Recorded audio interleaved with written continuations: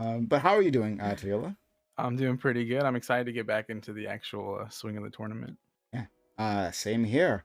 And so we have two fights tonight, right? Who will be our, Yep. our first two going in?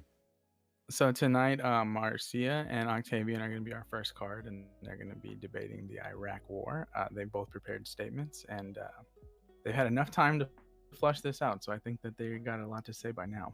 I'm ready to hear them out. So Free will be our judge. Oh, sorry, our Yep, moderator everything's again. back to normal. Free is our moderator. We got the judges and the judging ready, Okay. and it's just you and me to enjoy this sweet, sweet content. Okay, let's bring him in. Hey, Free, thanks for being here. Yes, sir. How you doing? Fine. I'm glad to have you back. Thank you for stopping by. All right. Yes, sir. And we'll bring in our kind panelists or 1v1ers. Hello, hi, Marcia, and Octavian. Hello, hi, thanks for being here. If anyone has cameras, please turn them on. Thank you, for that. Quite helpful when you do. Okay. Oh, But she's gonna. all right, so you guys are debating the Iraq War. Who wants to get started? I just want to say before we do opening statements, the disagreement is on the justification of the Iraq War. We're not going to go into like the facts of like what happened, like the deaths or anything like that, like the numbers afterward. It is the debate on the U.S. justification of war in 2003 and whether or not that can lead to war specifically. And then Marcia will be arguing the positive, and I'll be arguing the negative, since we kind of fleshed this out already a bit. So, Okay. I just want to say that beforehand. If it seems like a bit weird and like, well, we're not using stuff for people in the So, audience. with that being said, how about you go ahead and kick us off with your opening statement? All right. When entering to a war, we must establish a threshold that the effects of war will be a net positive. I think we all can agree with that. So let's go back to 2003. Like I said, we all know that there was already a substantial death count in Afghanistan, which was already angering the global community. This raised the threshold of the war for the United States engaging in a new war, because we were already involved in Afghanistan. The threat would need to be large enough to justify a similar level of death count in order to get into a new war. So we'd have to, justify that, people that would die in Iraq would be, more than if we got involved, for example. They would also be insanely high justification, like for this war. You'd have to make sure that you had like justifications, not just like they had like a certain missile range. You'd have to make sure that they would be harming people necessarily to make sure that this would be justified.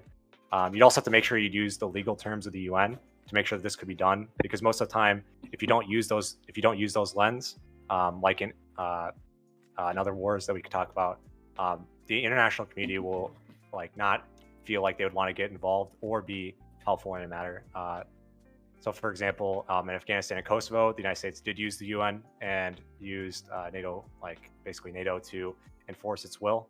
The United States has to make sure that its allies in other places around the world would support this type of war, and make sure that they agree with the justifications and they all were behind it, to make sure there isn't fracturing and long-term negative effects between NATO and its other and NATO allies.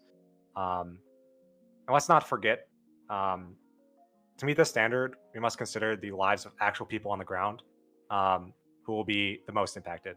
Their dreams, their goals, their thoughts, their wishes. We have to care. And in this case in Iraq, we honestly didn't. That's my opening statement. Marcia. Yeah, we can go through that. So to begin with, if we look at Iraq, it seems like most of the good countries that we actually give a fuck about did support the Iraq War. So to me, that's great. So it seems like at least on that level, all of the just-based nations like Australia and the UK, all were more than happy to go in and save the Iraqi people. We're just talking about like basic justification. I think we could have justified the Iraq War probably 10 years earlier, as soon as they started any form of hostile action outside their borders.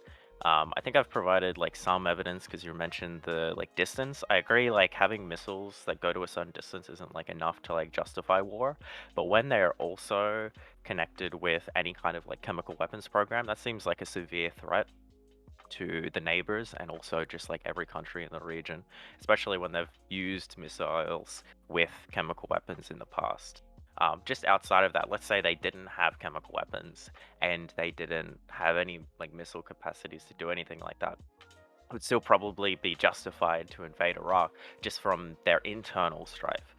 We wouldn't say like, oh, the Holocaust is happening in Germany, so who cares? They haven't invaded Poland yet, kind of thing.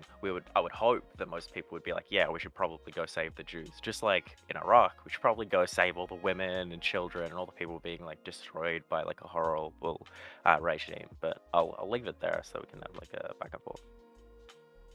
Yeah, Octavian, if you want to attack that point. Yeah. So even if there are like chemical weapons or missile weapons, do we have any evidence that the Iraqi government would use this against neighboring nations outside of the Kuwait War, which we already declared war on and basically devastated the nation in response to it, which we already showed them that you guys can't do this already? Is there any evidence that they would use these weapons against either their internal populations or external populations at all? Well, the evidence is just going to be that they had them and they'd used them in the past. I would say the only unjustified part of the Iraq War is that I agree, during the Kuwait War, we probably should have invaded completely and just took out the entire government. I think that would be the only unjustified part of Iraq, that we didn't do it sooner. I mean, the thing is here, we're trying to say we're like trying to protect lives, right? We're trying to like make sure that the world's a better place when we go to like to just topple dictators and do regime change, right? We're trying to make the world a better place. That's what most of the time you justify these wars with, right? So how are you making the world a better place when you don't have where you don't have the Iraqi government using chemical weapons against civilians at this point in time? You don't have the terrible atrocities that's been doing in the 80s. You don't have all this stuff happening anymore. They're all done because we already stopped them in Kuwait. We already told them what to do. We already showed them what they're not supposed to do, right? Well, why invade in 2003, right? Why invade now? There's no evidence that this is the case.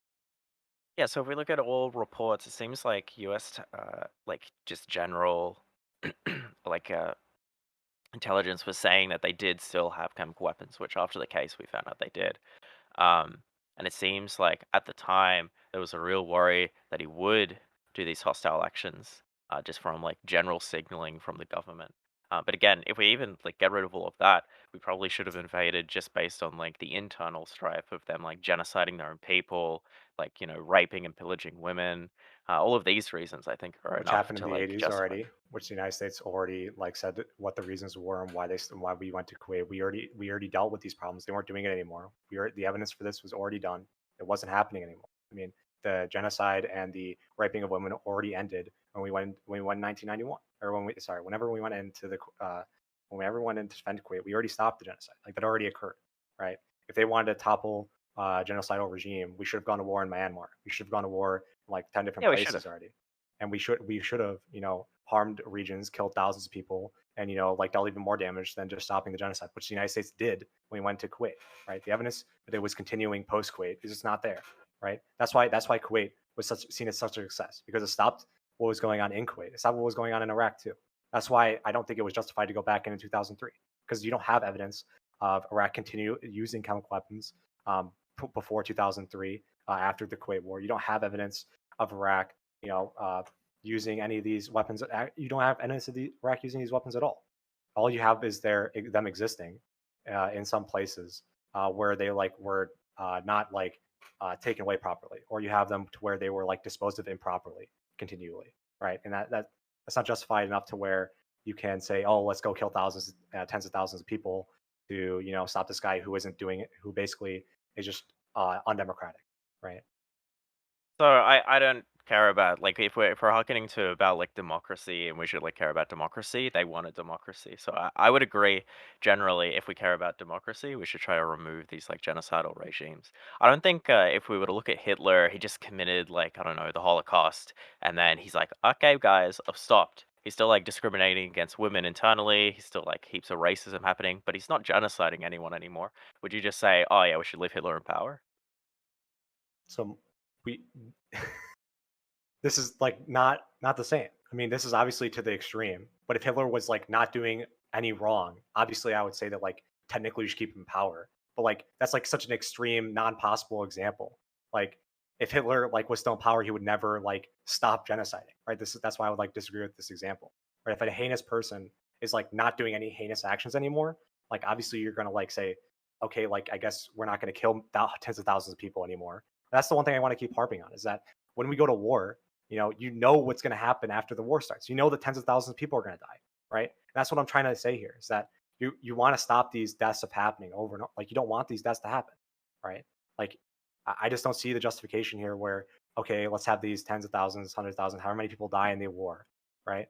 Because we have this person that we kept in power that we said it'll be more stable if he's in power, and like that, right? We already did the calculation. We already said it's like better for him to be in power than for the country to go into civil war, right? So like I don't know why we have to do the recalculation in 2003 and just say actually let's go to war without the support of France and Germany, without the support of like alternate nations, and not even being able to justify it to them to go to war, let alone like to nations that disagree with us. Yeah, because if we look at it, they didn't follow what we said. So we did Kuwait. We said, hey, so don't do that. Stop your genocide. And to their credit, they stopped, their massacres of villages, their raping of women en masse, and they just started discriminating against them, right? Which is good for them. But one of the things we told them not to do was stop having chemical weapons, and they didn't stop doing that. So I don't have any idea in my mind if they won't listen to the chemical weapon thing, which is probably one of the biggest things, why they wouldn't start doing the other things as well.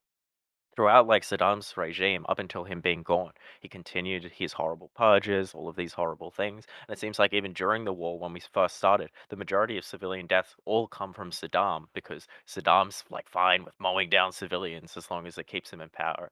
So I just don't know how we could justify not going in when he's done all this bad stuff. Hitler's already done the Holocaust. There's not many Jews left, and he's like, oh, yeah, I'm still discriminating against Right, people. there's still a huge amount of minorities in Iraq, like during his reign. There's still a huge amount, or minorities. Like there's still a huge amount of people that were committed to genocide against that were still in Iraq. There wasn't these no populations of people that weren't being attacked by Hussein. He was still those people still existed, right? And they weren't being attacked, right? That's the thing I want to keep saying is they weren't being attacked prior to the war.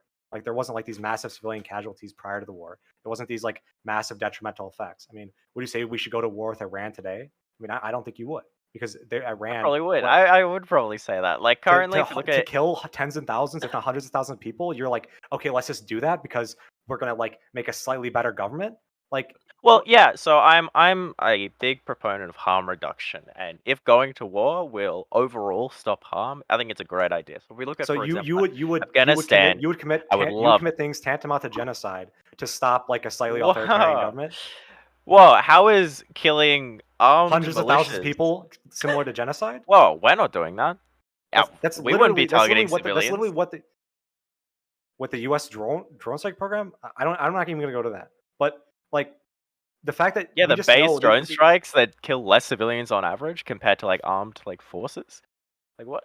So outside of the fact that the U.S. misreporting drone strikes, we don't even go to that. We already know the negative downstream effects of wars, causing tens of thousands, if not hundreds of thousands of lives in major countries, right? I mean, I'm not going to even need to go into current wars between Ukraine and Russia with thousands of lives caused there, or what was going on in Afghanistan, what did go in Afghanistan, where millions of people died. These conflicts cause mass amounts of death and casualties. We all know this. This is fact. You You're agree right. with this, right? Yeah, why would you kill agree. thousands, if not hundreds of thousands of people, just because you want a slightly less authoritarian regime? Right. I mean, because killing thousands saves millions. So I'm okay with saving, I'm okay with, we go into Iraq, we kill a few thousand people. Majority of those, civilian deaths coming from the genocidal Hitler. Of course, he's going to kill people. But overall, we've saved this population and their futures. I think Afghanistan is a great example of this, where, again, maybe we shouldn't have pulled out. Great idea. We should have stayed there, stopped the genocidal regime ruling, could have had all these freedoms. Because at the end of the day, would you rather have millions of women having their fucking body parts cut off, being beat up in the street, having all of this done to them, or we kill 1,000 civilians accidentally, collateral damage, but for the future and the entirety of the future, they have democracy and happiness. Because if we look at Iraq right now, that's happiness, what they have. democracy. Yeah, that's what. That's not what Afghanistan was. That's not what it was at all. What do you mean? Of course it is. Outside of Kabul, that is not what Afghanistan was. it was not able to actually have a functioning democracy outside of Kabul because the regions themselves were controlled by regional warlords. And that's what happened in Iraq as well. It's the same thing that happens in all these countries that we go to do regime change wars. It devolves into regional warlords controlling the area, and it devolves into thousands of people dying for us trying to make it slightly less authoritarian. That's what it devolves No, into. I sorry. agree. There was like regional warlords in bumfuck nowhere. I agree, but the major cities not Oh, controlled by. bumfuck nowhere, but you want to say bumfuck Wait, nowhere. Hey, Let him finish the point. would you rather the warlords in Afghanistan control the whole country, or just the shitty like nowhere parts? Because all of the major cities were not controlled by them. So I'm happy saying, hey, we'll go to war, get the warlords out of the majority of the country and the majority of the population So- centers, and they can have some farms and shit. Like, okay, still better off. We'll go to war, kill thousands and thousands of people, if not tens of thousands, if not hundreds of thousands of people, and then say, oh, they now have a slightly functional democracy that isn't actually giving people what they need, and we're spending trillions of dollars that could be going to improve people's lives elsewhere, just to give a slightly more functional Well, government. I care about brown people, so I'm okay with spending money on them. Oh, So- you're with the efficiency of the military budget that we spend in Afghanistan, we could have helped the Afghan people more than we did than just by going to war. I mean, How? imagine if we just gave Give him governments some trillions money of to the dollars. people cutting off their labias and like murdering them in the streets. Like, what do you mean? Like, we'll just give all the money to the Taliban. And they'll be like, ah, shit, you're right. We're not fundamentalists anymore. Obviously, I'm saying like if we derive like through like let's say hypothetically we had like a charity that we just gave money to people like in Afghanistan, right, that were just existing, it would be more effective at helping their lives than just going to war and killing tens of thousands and hundreds of thousands of them, which is what I want to keep going back to. What is the charity gonna do? Go up to Taliban man that's like beating up on a woman and like cutting her No, off and be like, hey bro, here's going up 20 to that woman, allowing her to be able to have refugee status and leave the country. Okay, so instead of going to war, we'll take the entire of the population of every single person being discriminated against and pull them out of Afghanistan, ripping them away from their It homes costs and less families. money. I don't It think costs they want less that. money. I'm okay with spending money to help some people. It costs to make people's lives better. We would have been more cost effective to just do that. I'm not gonna go to someone's house and be like, "Hey, bro, I could help you." But you're gonna stop your go to house some collapsing. But nah, you should move. You should move. But what you're gonna do is you're gonna say, all right, time to go into the house. Let's burn it all down and let's try to rebuild a new one. Like, which one do you think you'd rather do? Move to a house that's better, or If have I your came house to- burned down? Hey, if I came to your house and I said, "Hey, your house is dilapidated. It's probably gonna collapse anyway. I'll tear it down and I'll build you a new one, my dude." Which I think most utterly people, failed I and think was most, corrupt, I think by the most way. people. Whoa, we're talking about the justification before the war. If I came up to you and said that, you'd be like, "Hell yeah, build me a new house." If you came up to me and said, all right, I'm gonna like slightly improve your life and your house is gonna be destroyed, I would stay in my house because I like my house. I like where I live. Like, if what you're going to do is say, all right, you know what I'm gonna do? We're going to destroy your bedroom and we're gonna destroy the entirety of your house and we're gonna remove part of your house, just be and like kick like 1/3 of your family out, let's say, or like 1/5 of your family out because we don't like because collateral damage, right? Because that's what happens. Right, I want to use collateral you as an damage. example because I don't think you're raping and like pillaging your family, whereas they obviously were. Maybe like obviously you are a great example because I think I would go up to you and you'd be like, "Oh yeah, fair." But if I was to go up to you while you're raping and pillaging your family, I think your family would be like, "Hell yeah, please help. Get rid of this guy." I think we do that with the daily life. If I report you to the police are gonna go, "Oh fuck, Octavian's raping and killing his family. We Yes, should get because rid we of live him." in a functional society. But like, Yeah, and we should have a functional global society where we do the same thing. Fucking Where- Saddam Hussein was the abuser. We need to go get rid of him. We need to send the police in and like, kill help his family. And kill. You think that part of the family would rather them die? Like mass amounts of like just innocent people who like for your example, we're getting raped and pillaged, and we just kill them. Like that's just like a collateral. Like we need to just kill them. I don't think we killed that many. Again, I've already given the numbers. It's Saddam killing him. So I think if we have a crazy guy who's raping and killing his family, and if we raid his house, he might kill a few more of his family, but at least we've saved him.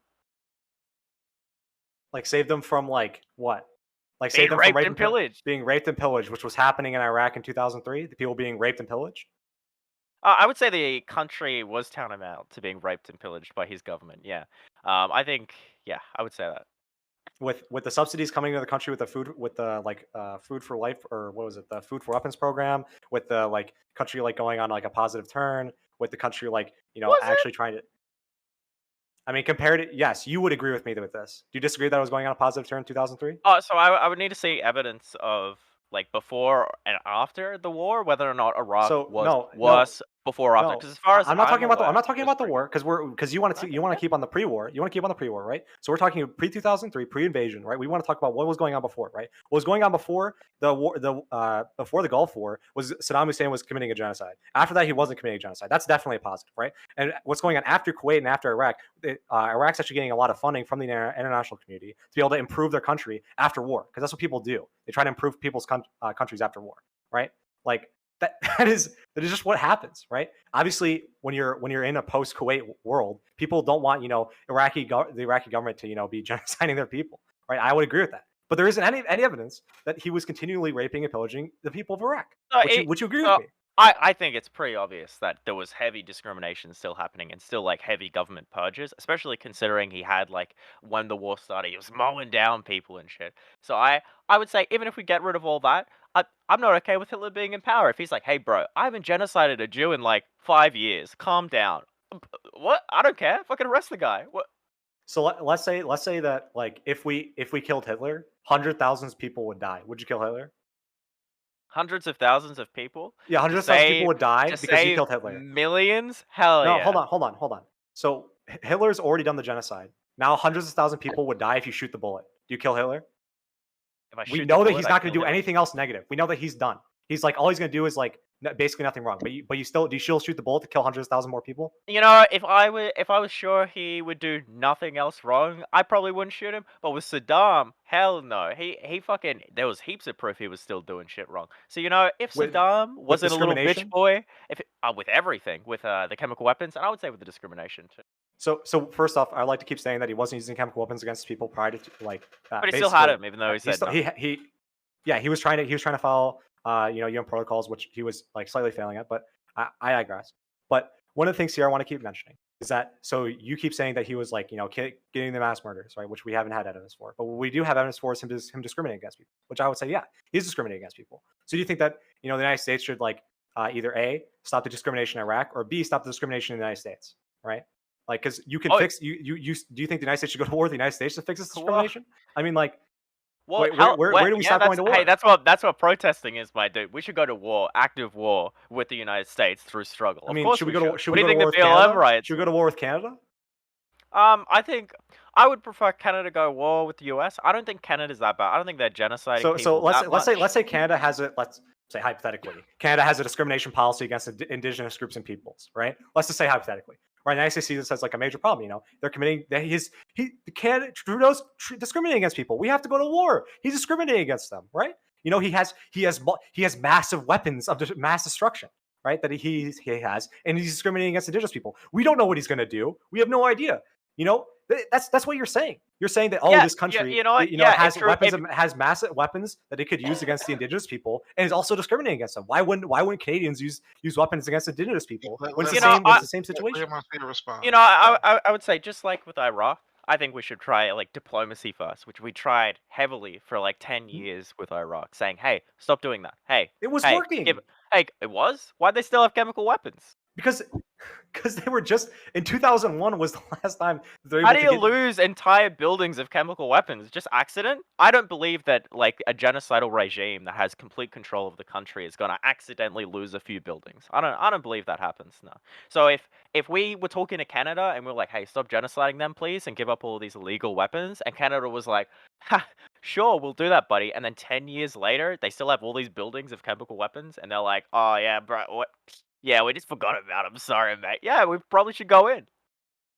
I mean, I would disagree with the buildings part, but he did dispose of them improperly, and there were still mismanaged parts of the chemical weapons. I would agree with that, but I'm not saying, right? Like again, I would like to continue to state, Saddam Hussein was not using chemical weapons against his own people, and he wasn't, and there's no evidence for that. Number one, there's no evidence that he would use it against his own people because he didn't, and three, there just isn't enough here to say that we should go and kill thousands of people, tens of thousands, 100,000 people because there's an authoritarian government. I mean, do you think we need to go to war with, for example, Kenya because their government is discriminatory and is like inflaming war? Kenya currently cuts off the labias of women while they're 6 years old. Hell yeah, we should go to war with them. Wouldn't you? Don't you want to stop this?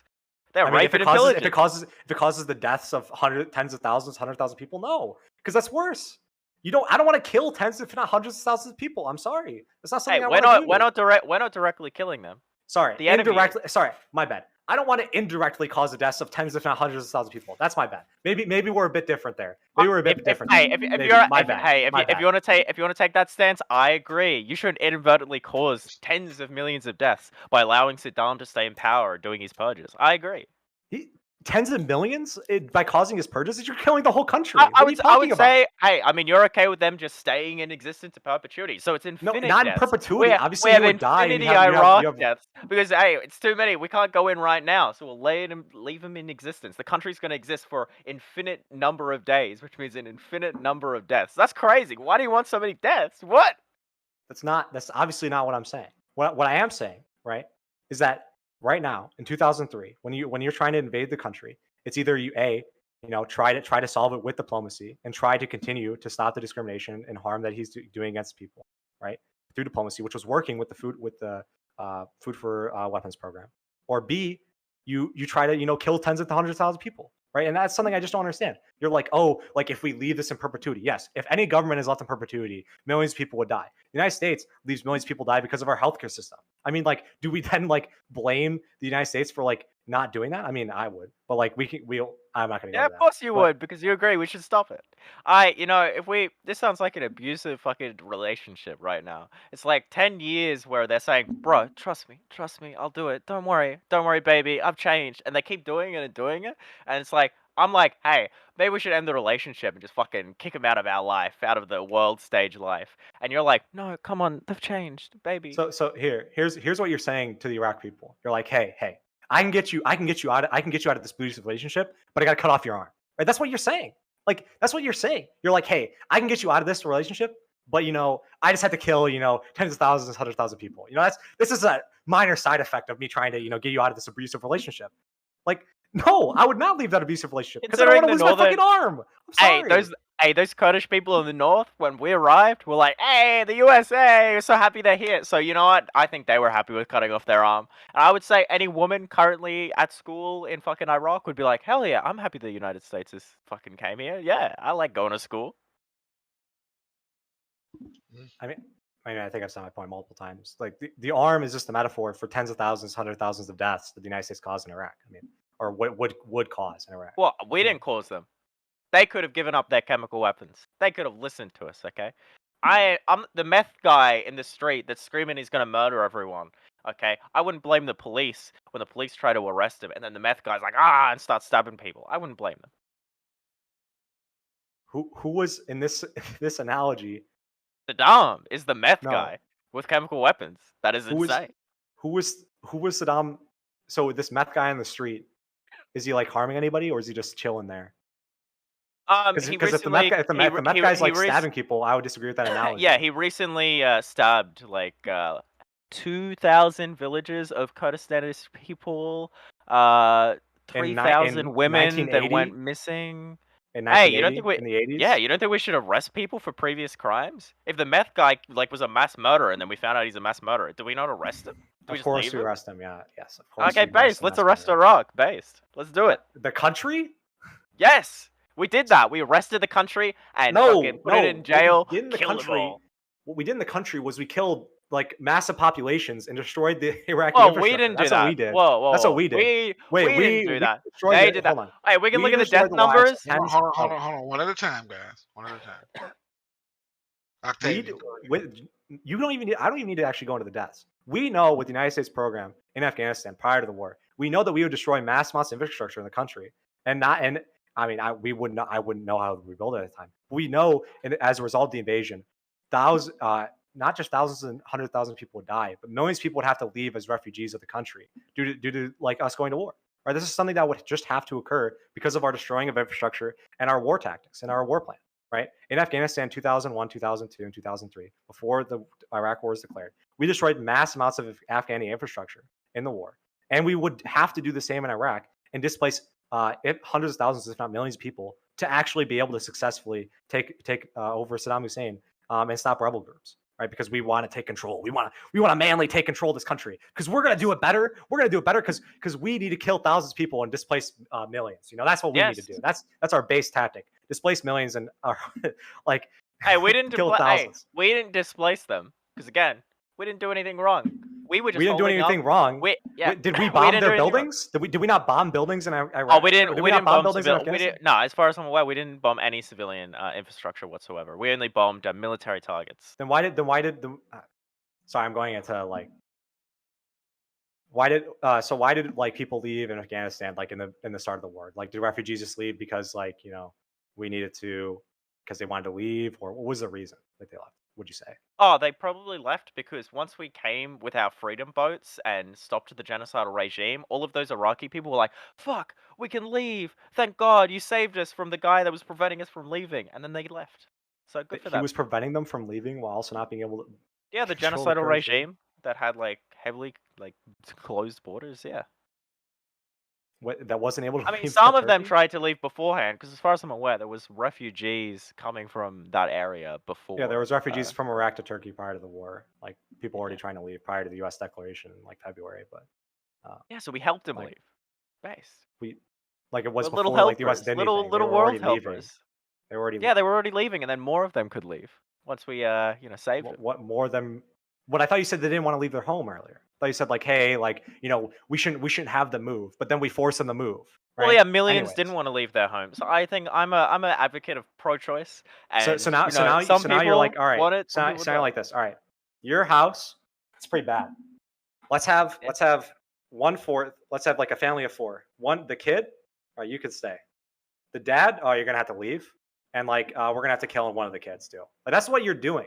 Right? That's what you're like. All right. This is like what's acceptable, right? Because now we got 2 family members left. The home is shit. That's what happens.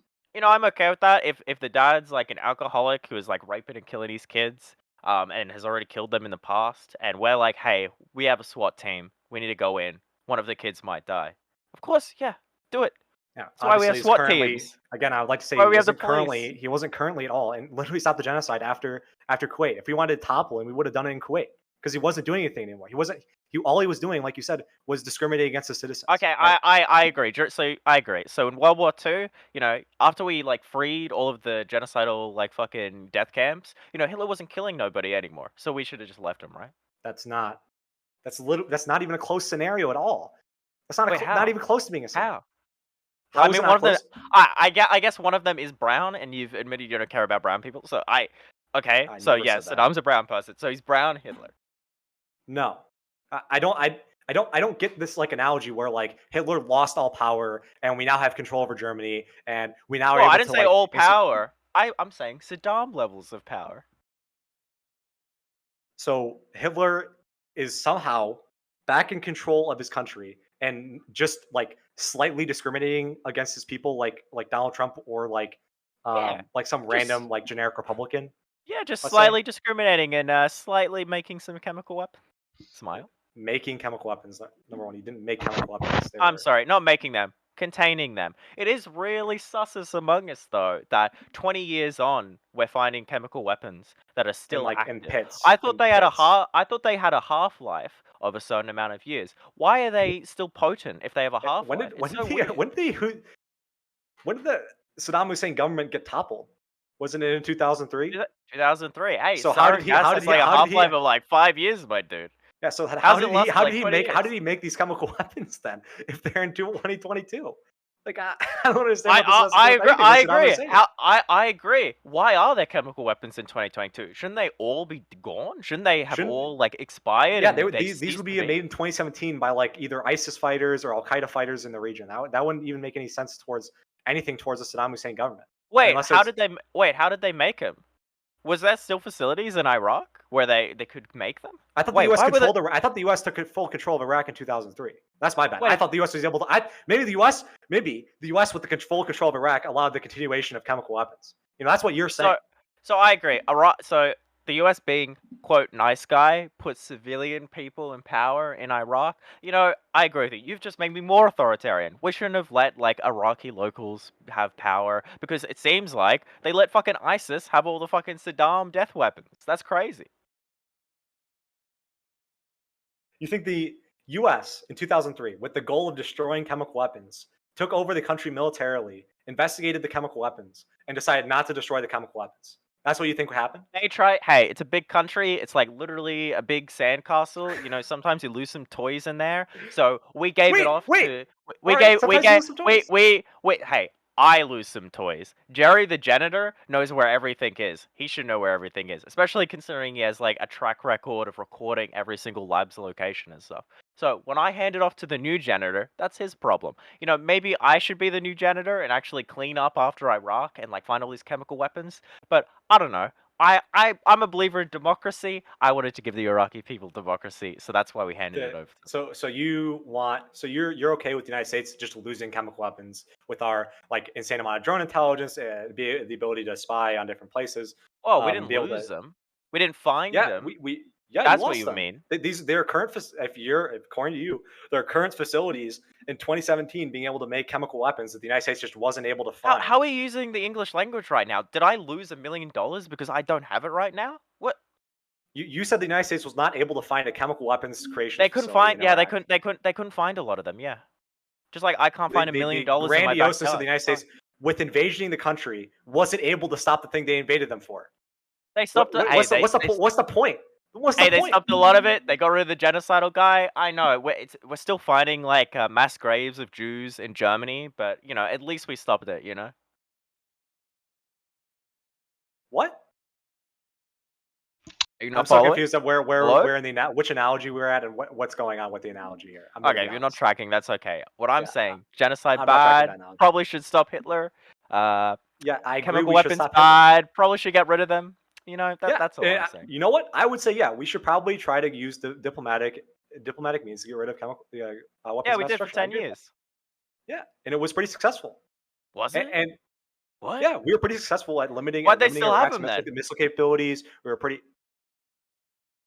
because they weren't able to track them. Just as the United States apparently wasn't able to track chemical weapons, the biggest military power in the world apparently wasn't able to track these weapons and like just happen to let them go and not be able to stop the reason to go to war. Oh, in that case, I'll change my analogy. If Saddam Hussein is losing this shit, and he's like some Alzheimer's patient that makes chemical weapons labs and then just forgets where he puts them, damn, that sounds really dangerous. I don't want terrorists getting those labs. Yeah, we should have invaded.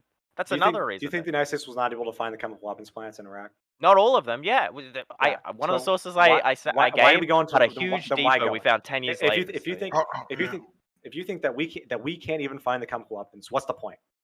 What's the point? What's the point of going to war? What's the point of going to war if they're going to continue to make chemical weapons, they're going to continue to make biological weapons, they're going to continue to do all these things you say they're doing? If they're just going to continue if we go to war, what's the point? Oh, they'll make less of them. Good. Also, they're still doing. They want a government anymore. If you go to, if your justification is, you know what, they're making 1,000 chemical weapons now, but you know what? Through our intelligence, we believe that they can make 500 chemical weapons a year. Right. You did. You said it. You said that we are still finding ones that were made in 2017. I know you're having trouble tracking. 1 second. Yeah, this 1 second. I'm gonna let Marcia respond to you. I know you're having trouble tracking. That's okay. I never said that they made them. I said they were finding them. I said that Saddam made them, and then we found them 10 years later. That's what I said. So when did you say that we found chemical weapons in 2021 that had a 5-year half-life that were not able to be created anymore, that were like ineffective and useful after 5 years, but however we were still finding them in 2020? So they usually lose, as far as I'm aware, after 5 years they lose potency, and then about after 10 years they disappear. So if they were still there, it would have meant that they were in a lab-controlled environment or some kind of thing. Yeah. Like that. So in 2011, right after U.S. has controlled Iraq so that's like the earliest day that we could say that these were made. Right after U.S. controlled Iraq for 8 years, we were still not able to find certain chemical weapons facilities. Is that what you're saying? Well, to be fair, we didn't control it. We gave democracy to the people. Sorry. Maybe we shouldn't have done that. Sorry, my bad. So the United States, with its military objectives in 2003, was not able to find chemical weapons facilities that the Iraqi government were using still. Oh, yeah, because it's really... By 2011, we yeah, it's really hard. You know, cops have a hard time finding people's weed stashes. I agree. Yeah, but I think a lab with like a certain amount of people to be able to run the lab, certain amount of people to be able to like find a lab, like just as it's hard to find one person's weed, it's not too hard to find the massive cartels that are in Mexico. Like In an that's entire country, we can't find some of the cartels in Mexico. They're underground and shit. Of course, it's hard to find them. Doesn't mean we so. shouldn't try. So you're still saying the United States is not able to find any certain chemical weapons, which is the reason that we went into war, is to find these chemical weapons plants. But we weren't able to do the one thing we were trying to do, right? We weren't able to do that because we failed. Because it's not. Then why go into war if we can't do the one thing we wanted to do? Why? I'll give you What did you do? another. I love analogies. I'll give you more analogies, okay? So we have a drug cult that's making drugs, and we've been negotiating with them 10 years, being like, hey, stop making those drugs, guys. And they don't do it. They keep making the fucking drugs, and then the cops go in, they kill the drug dealers, they're all fucking gone. Based. No more drugs are being created. But hey, they hid those drugs really, really well. It's gonna be hard to find them. That's all I'm So saying. imagine you kill the head drug dealer and like half the drug production stops, but it all stays the same, and the amount of drugs being used against people is the exact same, if not increased. Right? Imagine saying, "Hey, you know what we're gonna do? We're gonna stop this drug producing company that doesn't actually give the drugs out to anybody, or drug producing cartel that doesn't actually sell it all. Right? Doesn't actually use any of the drugs they make, and we're gonna take down their leader." And now they're selling the drugs to everybody and making the world a worse place. I mean, that's literally what you're saying. Let's kill. Wait, why is let's it a kill worse the, place? because afterward, as you said, they started using chemical weapons during the war, and afterward we weren't able to stop the production. Well, I didn't say they used chemical weapons after. I said we found them. Very big distinction there. So were The chemical weapons drugs ever were used in nice Iraq? and Were safe. chemical weapons They- ever used in Iraq? I think there was like 2 instances of like mustard gas usage. I think I'm okay with that collateral And damage. when did this occur? Maybe like 2 years after the war, they Yeah. accidentally So used the them. only time you can find chemical weapons used in Iraq was after the start of the war. So obviously, if chemical weapons weren't being used, biological weapons weren't being used, like the missile program was still trying to adjust to the UN resolutions. I mean, like they're following most of the protocols and aren't using the weapons that we were worried about them using. We're improving people's lives over time with the food for weapons program. I mean, I just don't understand how you could say, let's just harm everyone's lives by making them go back to war. I mean, I just don't understand. I think, considering you're studying law, Octavian, I think you'll make an excellent defense lawyer, because we need people that can stand up there and be like, this guy just like raped and murdered 6 people. I'm gonna defend them. And I think you're doing a great job for Saddam. But there's a lot of evidence of them doing all this bad shit and still wanting to do it. So I think they're gonna be found guilty. I think we're gonna have to invade. I don't know. What other evidence would you have outside of like the quote unquote chemical weapons usage? What other Yeah. wrongdoing justifies it? So the previous genocide, I think once someone does a genocide, probably should try to arrest them. Outside of that, we can look at, I don't know, during the invasion, it seems like Saddam is okay with killing civilians, considering they use them as like body shields and stuff. So as far as we know, if they're okay with doing that during the war, it's probably constantly happening throughout their country. Especially considering like 10 years ago they were okay with murdering them.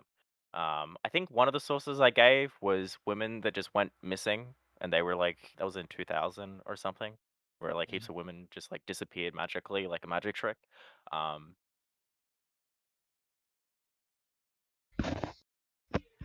So there was women that went missing in 2000, and that's the only other evidence you have for us to go to war. Well, Anything obviously, else? I've given other evidence. I know you're having Well, trouble. yeah. You're So having, the yeah, a chemical little bit weapons- of trouble. It's okay. Yeah, so you have the chemical weapons, right? I'm writing this down because apparently I have trouble, right? Because that's what you're saying. Because I'm trying to understand. Right. So you have the chemical weapons, right? You have the genocide that we stopped already and that wasn't being committed already anymore, and you have some women going missing in 2000. Anything else? Yeah. So if we got the, CIA reports, it seems like they had some trucks that were making chemical weapons. Very scary. So there's still the chemical weapons. Do you have anything else? Yeah, some pretty big things. Yeah. So I agree that those are 3 big things. I'd like to make sure there's nothing else that we're talking about here. Before we continue, I just want to let you know we've got about 10 minutes left. So, after this line of question, we're going to start moving towards closing arguments. Gotcha. No, right. all I can think of is the genocide, rape, murder, chemical weapons, totalitarian regime, and Again, the I'd women like going to missing. state again. Yeah, that's that all. That's all. The United States committed genocides again. I don't really want to go into this, but That's the United bad States too. the United States committed genocide against American Indians or Native Americans, and today they are still discriminated against. Does that mean we need to go to war against the United States because of their current discriminatory practices against American Indians or Native Americans? We have protests going on all the time, going through But struggle should other and nations go war. to war with the United States, or would it cause more damage to those peoples to go to war? Yeah, I don't think currently the United States is currently committing a genocide. If they ever started, yes, of course. What? Yeah. So if the United States Genocide bad. if the United Have you States not seen the new previously Attack committed on a genocide, Titan? Like what? the- Genocide bad, no matter what. okay, hold on. So the United Eren States Yeager? previously committed a genocide against the Native Americans and Indians. But we shouldn't go to war because it'd make their lives worse, right? Is that what you're saying? Oh yeah, so we shouldn't go to war if they are following like the negotiations that were followed out. For example, if we were to be like, "Hey US, can you give back some Native American land?" and the US was like, "Yeah, totally, we'll do it. Yeah, totally, we'll do it." And Yeah. then 10 So, years but later, they still haven't done that's not it. what the negotiations. One moment. With that, I'm going to try to move into closing argument so we have enough time for both of y'all to get in. Marcia, you can start. Oh yeah, I think I've provided enough evidence of Saddam being crazy guy that's okay with genocide. It seems like they didn't destroy their chemical weapons. Very bad. I'm very anti Eren Yeager. I think genocide bad, and we should try to stop it no matter what. Even if they're your like lovely lover, like your Mikasa. I think America was like Mikasa, and Iraq is like fucking Eren Yeager, and they need to stop him. They really did. Like Jesus Christ. I don't know why. I think this is an insane debate. I don't know why anyone would defend Brown Hitler. That's fucked up.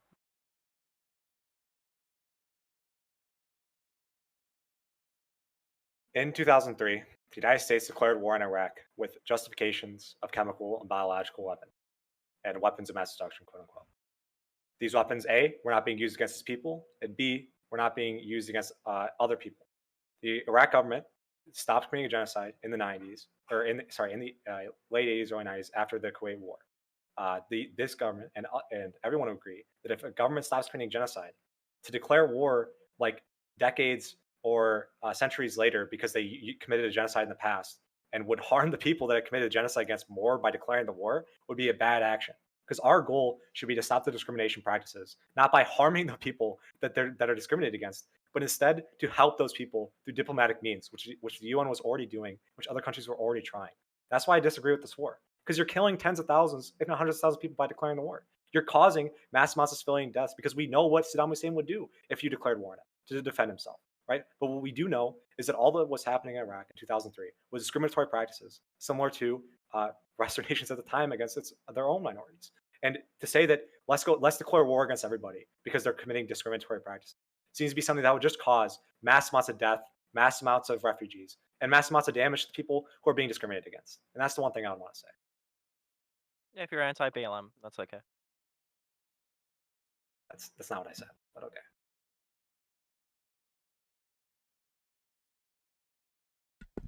Okay. Seems like we can bring this one to a close. Let's get the voting going. Yeah. We're waiting on our judges.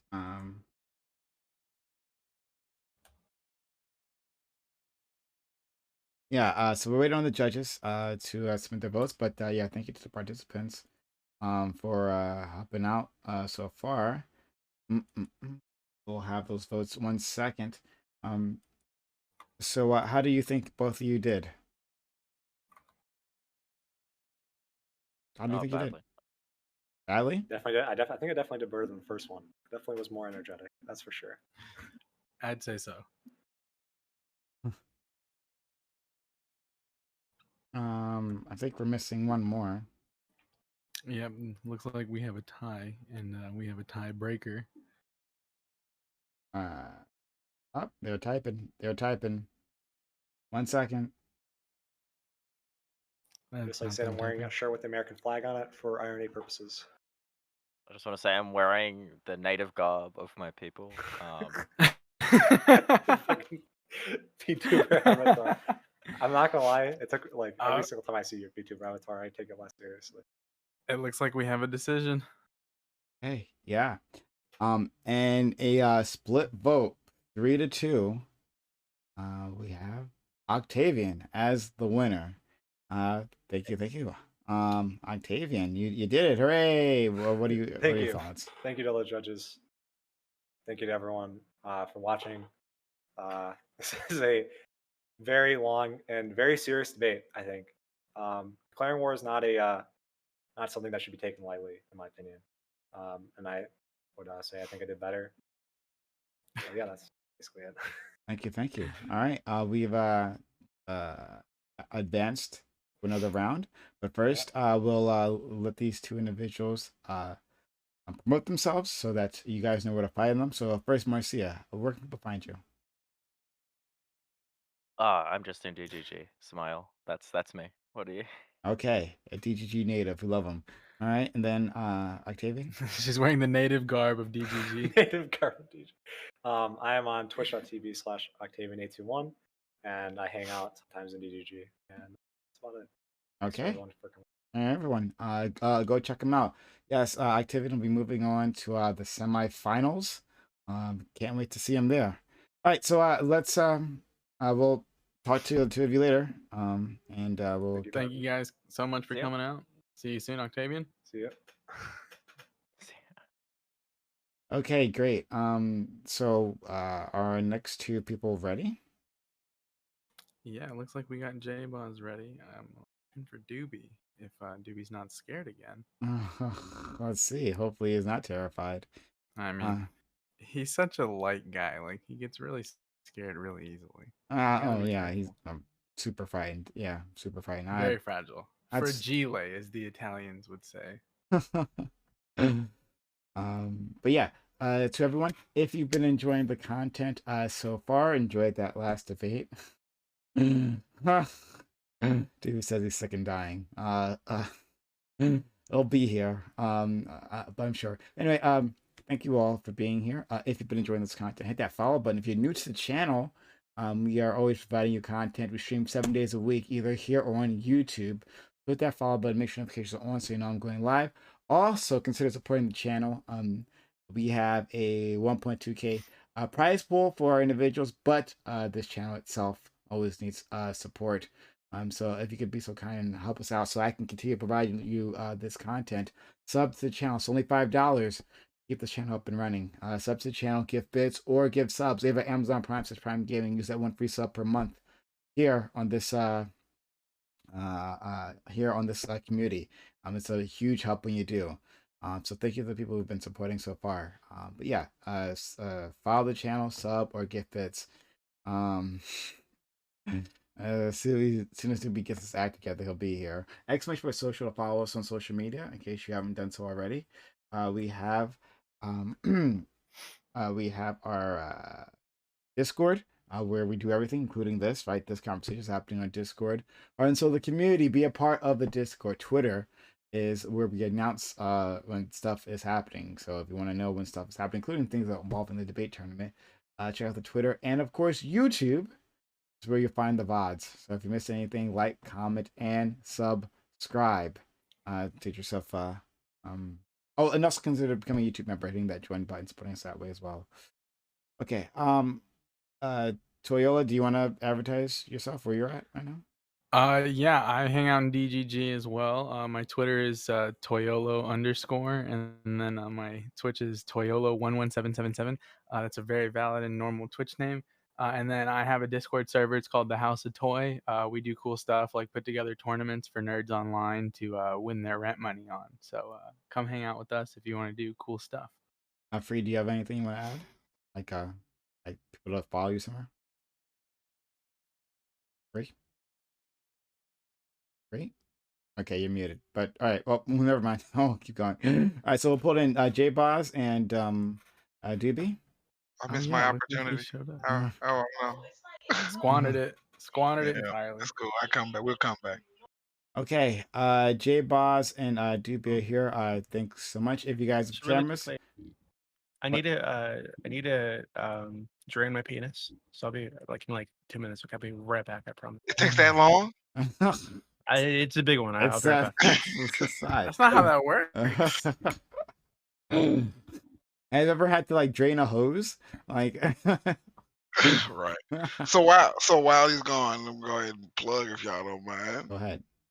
y'all, if most people know, the Phenom Freenom, 1/3 of the Things People Don't Say podcast, we are on Spotify, we're on Google, we're on like Apple, we're everywhere. We've got a website that's coming, thingspeopledon'tsay.com. We've got a Discord channel that pops every now and again.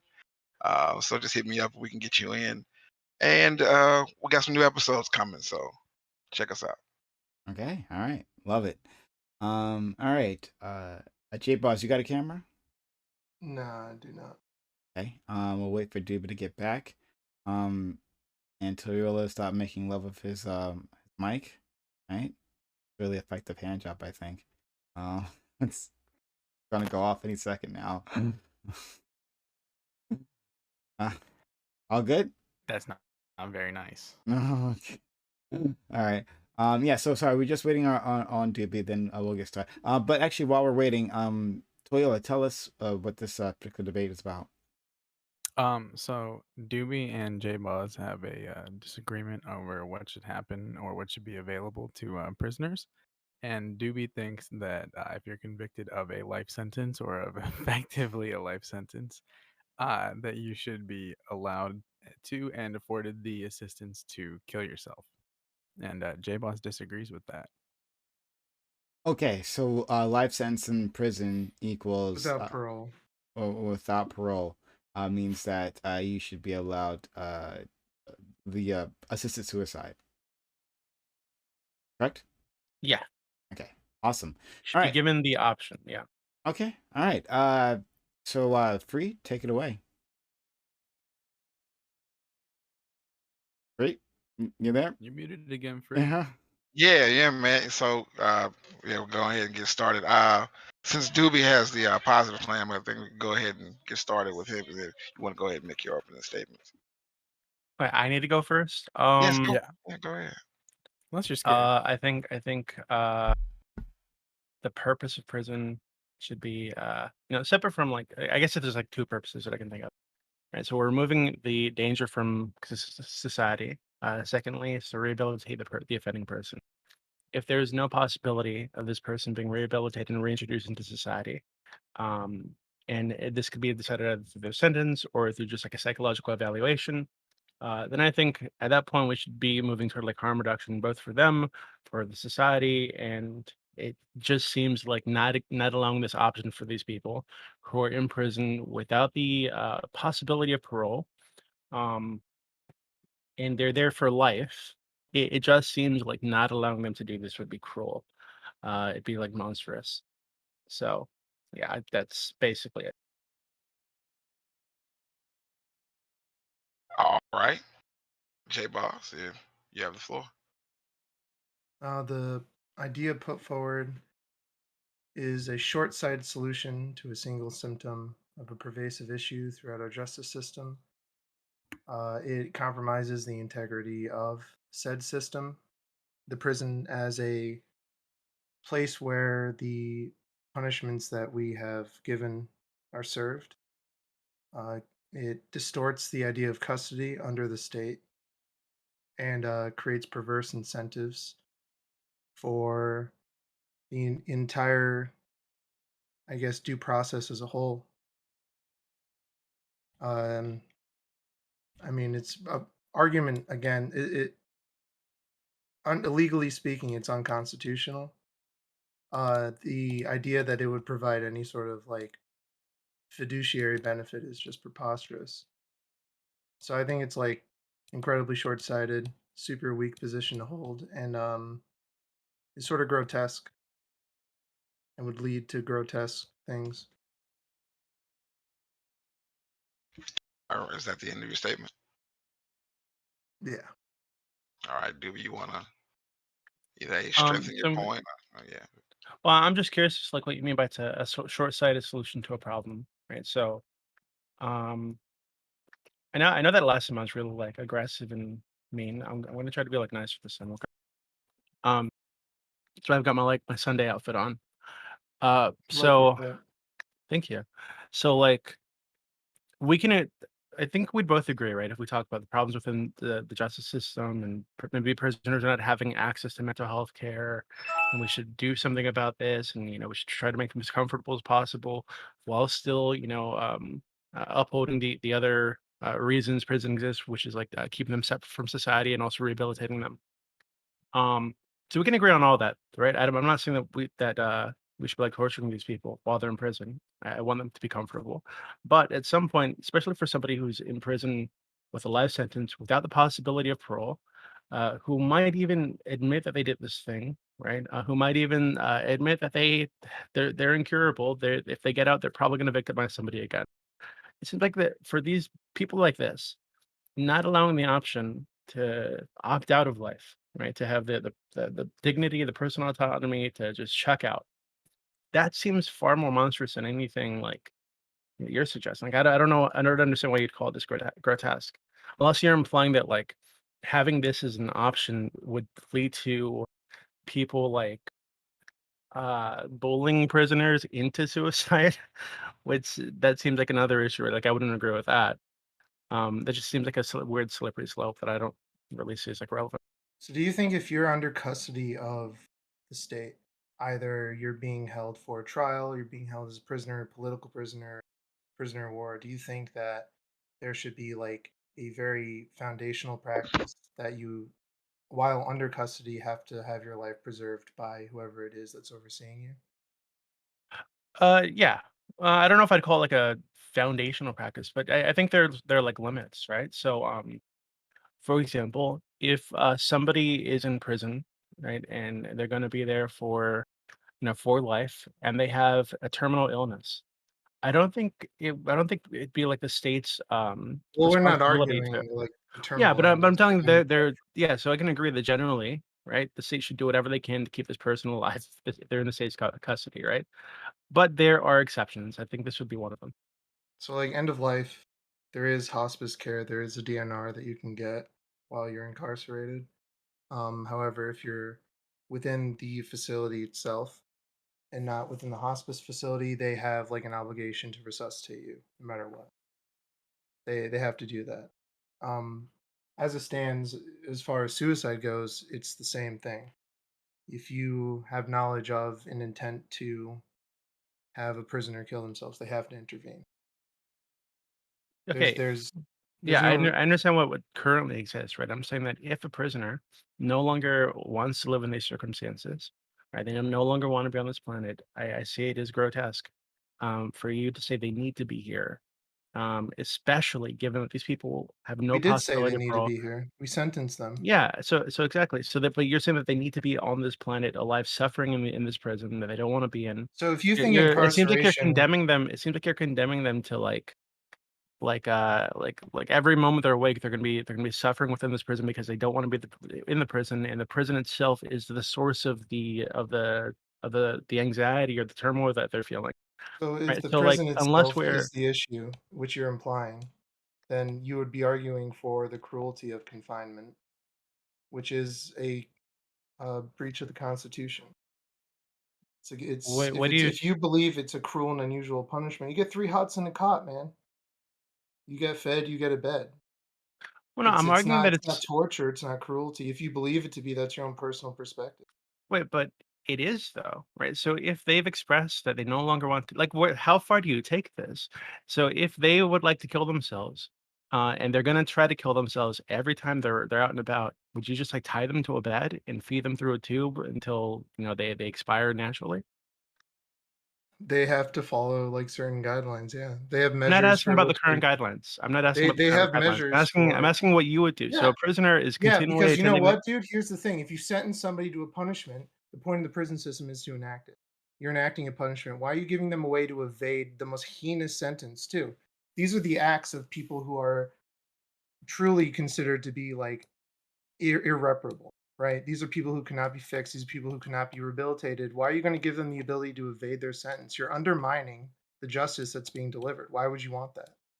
Wait, hold on. So to be clear, if somebody was continually attempting to commit suicide because they did not want to be in this prison and they were there for life without the possibility of parole, right? So and they've admitted that they've committed this crime, so they're never getting out, right? And they've run out of all their appeals, and they try to kill themselves, and they try to do it every time they're up, and they request help for doing it. You would say, hey, we're not going to help you commit suicide, and also, if you would keep attempting to commit suicide, we're going to tie you to a bed for life and feed you through a tube because you need to stay alive until your body naturally expires. And you don't see that as grotesque. You don't see that as monstrous or like torture. Listen, if you're gonna have a justice system deliver a punishment, don't be a pussy about it, right?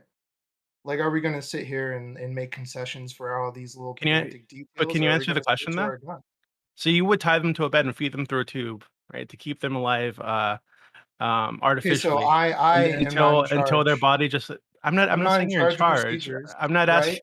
Yeah, I'm not but in charge of the procedures, nor am I familiar you're with what appealing to the suicide law watch as All it right, is, all right, right? all I'm right. asking you what you would Wait, do. wait, wait. J Balls, if you can, I know you're not in Okay, charge. so the description But that if you Doobie is were, using is attempting to paint me as some kind of cruel monster. well, okay. There are methods in place for suicide watch, right?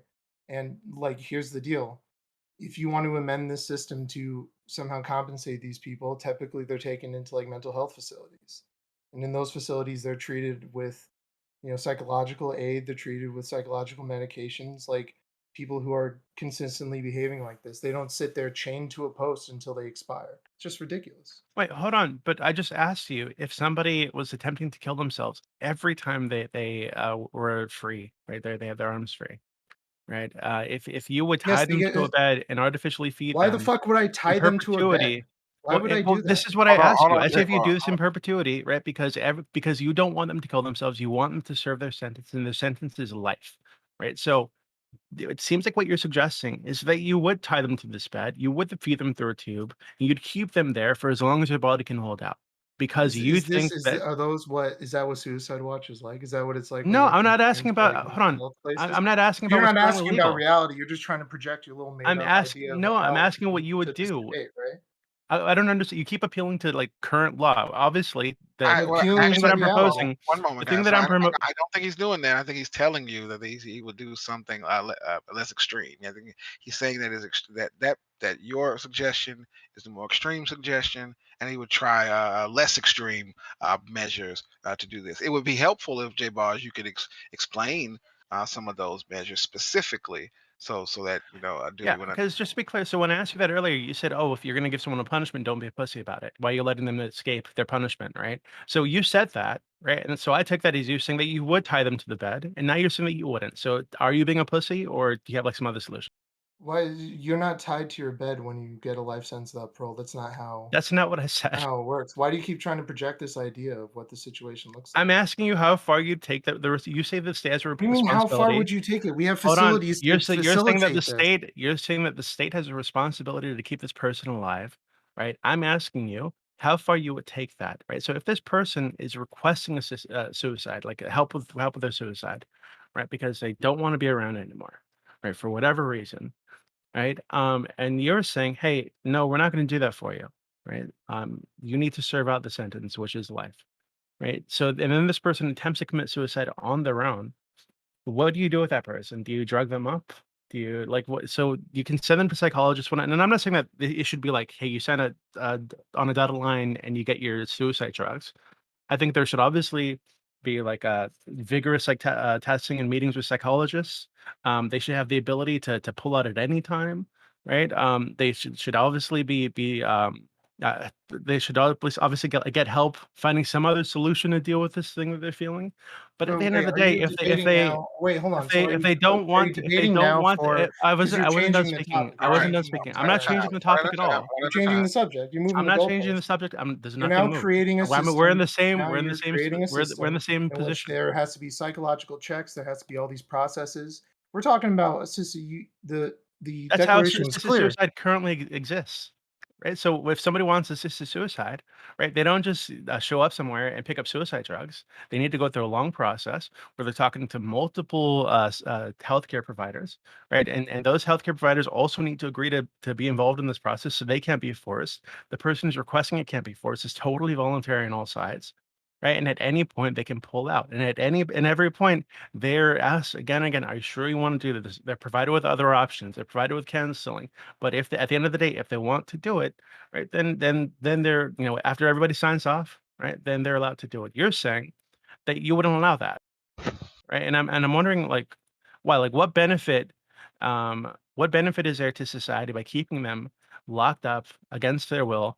Um, you know, when there's no possibility of rehabilitation, there's no possibility that they're getting out.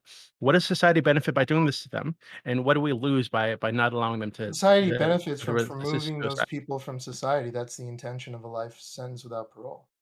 No, you didn't understand the question. So, what does society benefit by not allowing them to go through with assisted suicide? That they're already removed from society. What's the That's benefit of not what I not asked. allowing them to use assisted suicide? Yeah, like what do we lose by allowing them to go through with these So we assisted preserve the suicide? integrity of like our justice system, right? We embolden the integrity of like prison and custody under the state as something that shouldn't be compromised upon. Can you This explain is how the integrity is somehow like challenged or like like if you undermined? lose rights and you're being held in custody, there are very specific, and I think you would agree. If you're ever held in custody, there should be specific rights and requirements to this, right? That includes like making sure you don't starve to death, or like don't get water, or experience cruel and unusual punishment. We have these standards already. Okay, I feel like I feel like you're not following the conversation, which is really depressing for me. So I was hoping to do zero prep and just like lose this, but you're making it very difficult, right? So like you're saying that because currently the state has a responsibility to ensure that these people are clothed, fed, kept warm, and have a bed, and are kept alive, right? You're saying that because this currently exists, if one of these people that the state has a responsibility to keep alive, tells the state, hey, actually, I'd like to die now, please, right? And they go through a long vetting process to figure out if this is actually their wish, right? They exercise this very limited amount of personal autonomy they've got left as a human being. You're saying that that undermines the state Yeah, somehow. This so undermines the I concept know. of Hold like, on, so this is gonna be a little difficult for you. So assisted suicide, this board approval process, that's something you're just making up. Assisted no, it's suicide is not. the idea that a doctor sits down with you and says, "You take this in this amount," and that's assisted. They can literally give you a bottle How of do they get to sleeping that point? pills. What do you mean how they get to that point? I Yeah. asked, oh, So I what? want to utilize the services of euthanasia. And Okay, and then what happened?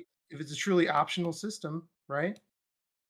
You go in, you talk to the doctor, they say take this amount of sleeping pills and then you'll that's Okay, assisted but the suicide. way that you're speaking about it right now is either I hope it's disingenuous. I hope you're like lying, because I hope you're not this stupid, right? Because they don't just walk into a doctor's office and say, "Hey, I'd like to commit suicide now," and get a bottle of sleeping pills, right? There's a long process. I'm not making up that process. There's a long process that exists that anybody here can Google, right? That you could have Googled before this, and I came here with zero sources, so I would have hoped you'd been able to pull this up and like find some like issues with it. This is going to be But dependent on there's a whatever long facility there's a it is long process determining, in all right? places where physician-assisted suicide exists currently Who made that up these these people need to go standards? through. What are these What standards do you you're mean who referring made up to? the Is this like standards? UN doctrine? Is this like in the No, it's not UN Constitution? doctrine. I'm talking about So who I'm in makes the who United States. I determines assume you're these in the then? United States. And in Who the United determines States these? and in fuck Are we going to talk about the every state of European country that Oklahoma? All has right, J-Bone, stop asking them fuck, questions. Let him respond to you. okay. Doobie, please. So okay, so I'm in the United States, in states that allow physician-assisted suicide, there is a process that exists, like I laid out, right? All I'm talking about is scooping up that process, sticking it into the prison system, and making it available for people who are in prison without the possibility of parole, and they're in there for life. Doobie, can you highlight some of the steps in that process? We don't need to highlight the steps, honestly, because I don't understand what it really does to add credibility to your argument. Regardless But of you how don't. insulated this process is, you're still at the end of the day enabling suicide of prisoners. That is optional. You're also appealing to a group of 50,000 people, and you're infringing upon the Eighth Amendment to do so. I like the Eighth Amendment. I think it's good that we have legal protections. I know you want to throw the baby out with the bathwater and start over for some weird libertarian pipe dream, but I want to operate within reality, right? Can you explain I how want to this say, hold on, let me violates the finish. Eighth I want Amendment? to say my state, the government, the United States of America. I want to know what exactly happens if, for whatever fucking reason, I get put into custody, right? I don't want them to have any sort of weird incentive to potentially push me to suicide. Do you know where suicide occurs most within our incarceration system? Because it's not in prison. Do you know where it occurs the most? It's in No. holding. It's in jails. It's Okay. immediately before or after I sentencing don't see how this is relevant. in court trials. So you're first of all, you're targeting something that isn't even going to be effective. You're acting like we should Effective for who? I'm not trying to give this to life every in like prison, prisoner. people who are serving a life sentence without parole, right? What Yes. you're talking about, the suicide rates of people is typically around after sentencing. So this is immediately before or after they go to trial, and when before they go to sentencing, they're typically in a jail. Suicide rates in jails are way higher than they are in prisons, like by about 3 times. Wait, so is Like all you're it's saying is egregious. that hey, if this service existed, it wouldn't be used by many people, so therefore it's bad? I'm saying that's pointless, and it's also Why is that like pointless? you're taking If the if Doobie, if foundations that we have if it's now. He's answering available, it, Doobie. He's answering it. Let him If answer you it. take the foundations we have now and you pervert them into some weird fucking scenario where it's serving like what? What percentage of 50,000 people who are serving life in prison without parole out of 2 million total incarcerated within our prison system? How is this like even worth it? How is it effective? You want to sit there and go through amendments to the Constitution in order to do this? I like our okay, system. again, I you don't keep think we claiming should that allow this people to kill somehow themselves. violates the Eighth Amendment. I don't think it does. I don't think you've explained at all how it does. Okay, so under the Eighth Amendment, the prison system has to prevent your suicide. And once, so let's use Belgium as an example. Belgium, they had a guy who was serving life without parole. He was claiming he was completely insane and he asked to be euthanized. He asked for the right of euthanasia. They granted it to him at first, and then they turned around and revoked it and said, well, this is if your claim is mental illness, then we can put you in a mental health facility. You're in custody. We're not going to give you I this think you option because first of misrepresented all, us you for it. lose these rights. I didn't So misrepresent it. It's what happened. no, Defense okay, so minister you're overturned their I'd like allowing to of euthanasia, yes. and they sent put him into a mental health facility long term. Okay. So in that story, that man had been seen by 2 psychologists. He'd been in prison for 30 years already. He's a serial rapist and murderer. And both psychologists agreed, right, that he has an incurable mental condition that he's traumatized by daily. He's like, he's in turmoil. He's like suffering with this thing every day. And he did not want to leave prison because he was convinced that if he left prison, he'd make more victims. He wouldn't be able to control himself. He'd go out and hurt more people, and he didn't want to do that. So he was asking for assisted suicide. And it's true, they did agree to allow him to go through with it initially, and then midnight hours of this happening, they decided instead to put him into a psych ward for like indefinitely.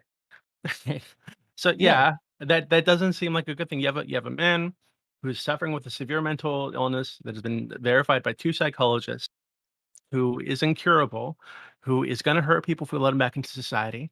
Right? He's asking for relief from this terrible mental illness he's suffering with, and instead of giving him that relief, allowing him to die with dignity, we stick him into a psych ward and drug him up. I don't understand how you could see that, right, as anything but grotesque. Or and still, you again haven't laid out how that at all, like allowing this man to so die with you're dignity, saying would people violate the Eighth Amendment at all. You just keep saying it, but it doesn't make any sense. because there are case law that determines that prisons have to prevent the suicide if they have knowledge of an inmate wanting to kill themselves. There's laws in place that ensure that that happens. Do you want me to cite like specific case Okay, law to you? this is if so yeah, I think we can both agree, right? We're not going to A disagree. legal requirement. That in most cases, once that people commit suicide, it's like it's these like short-term, severe issues that come up, and sometimes people can't handle the emotional like extremes, so they go to suicide, right? And it's typically a bad idea. I wouldn't recommend it. Don't do it. But so in those cases, I'd agree. Hey, yeah, we should save those people because if you save them, there's a good chance, couple of days they'll be over the thing. They'll found some way to cope with it. They want to kill themselves anymore.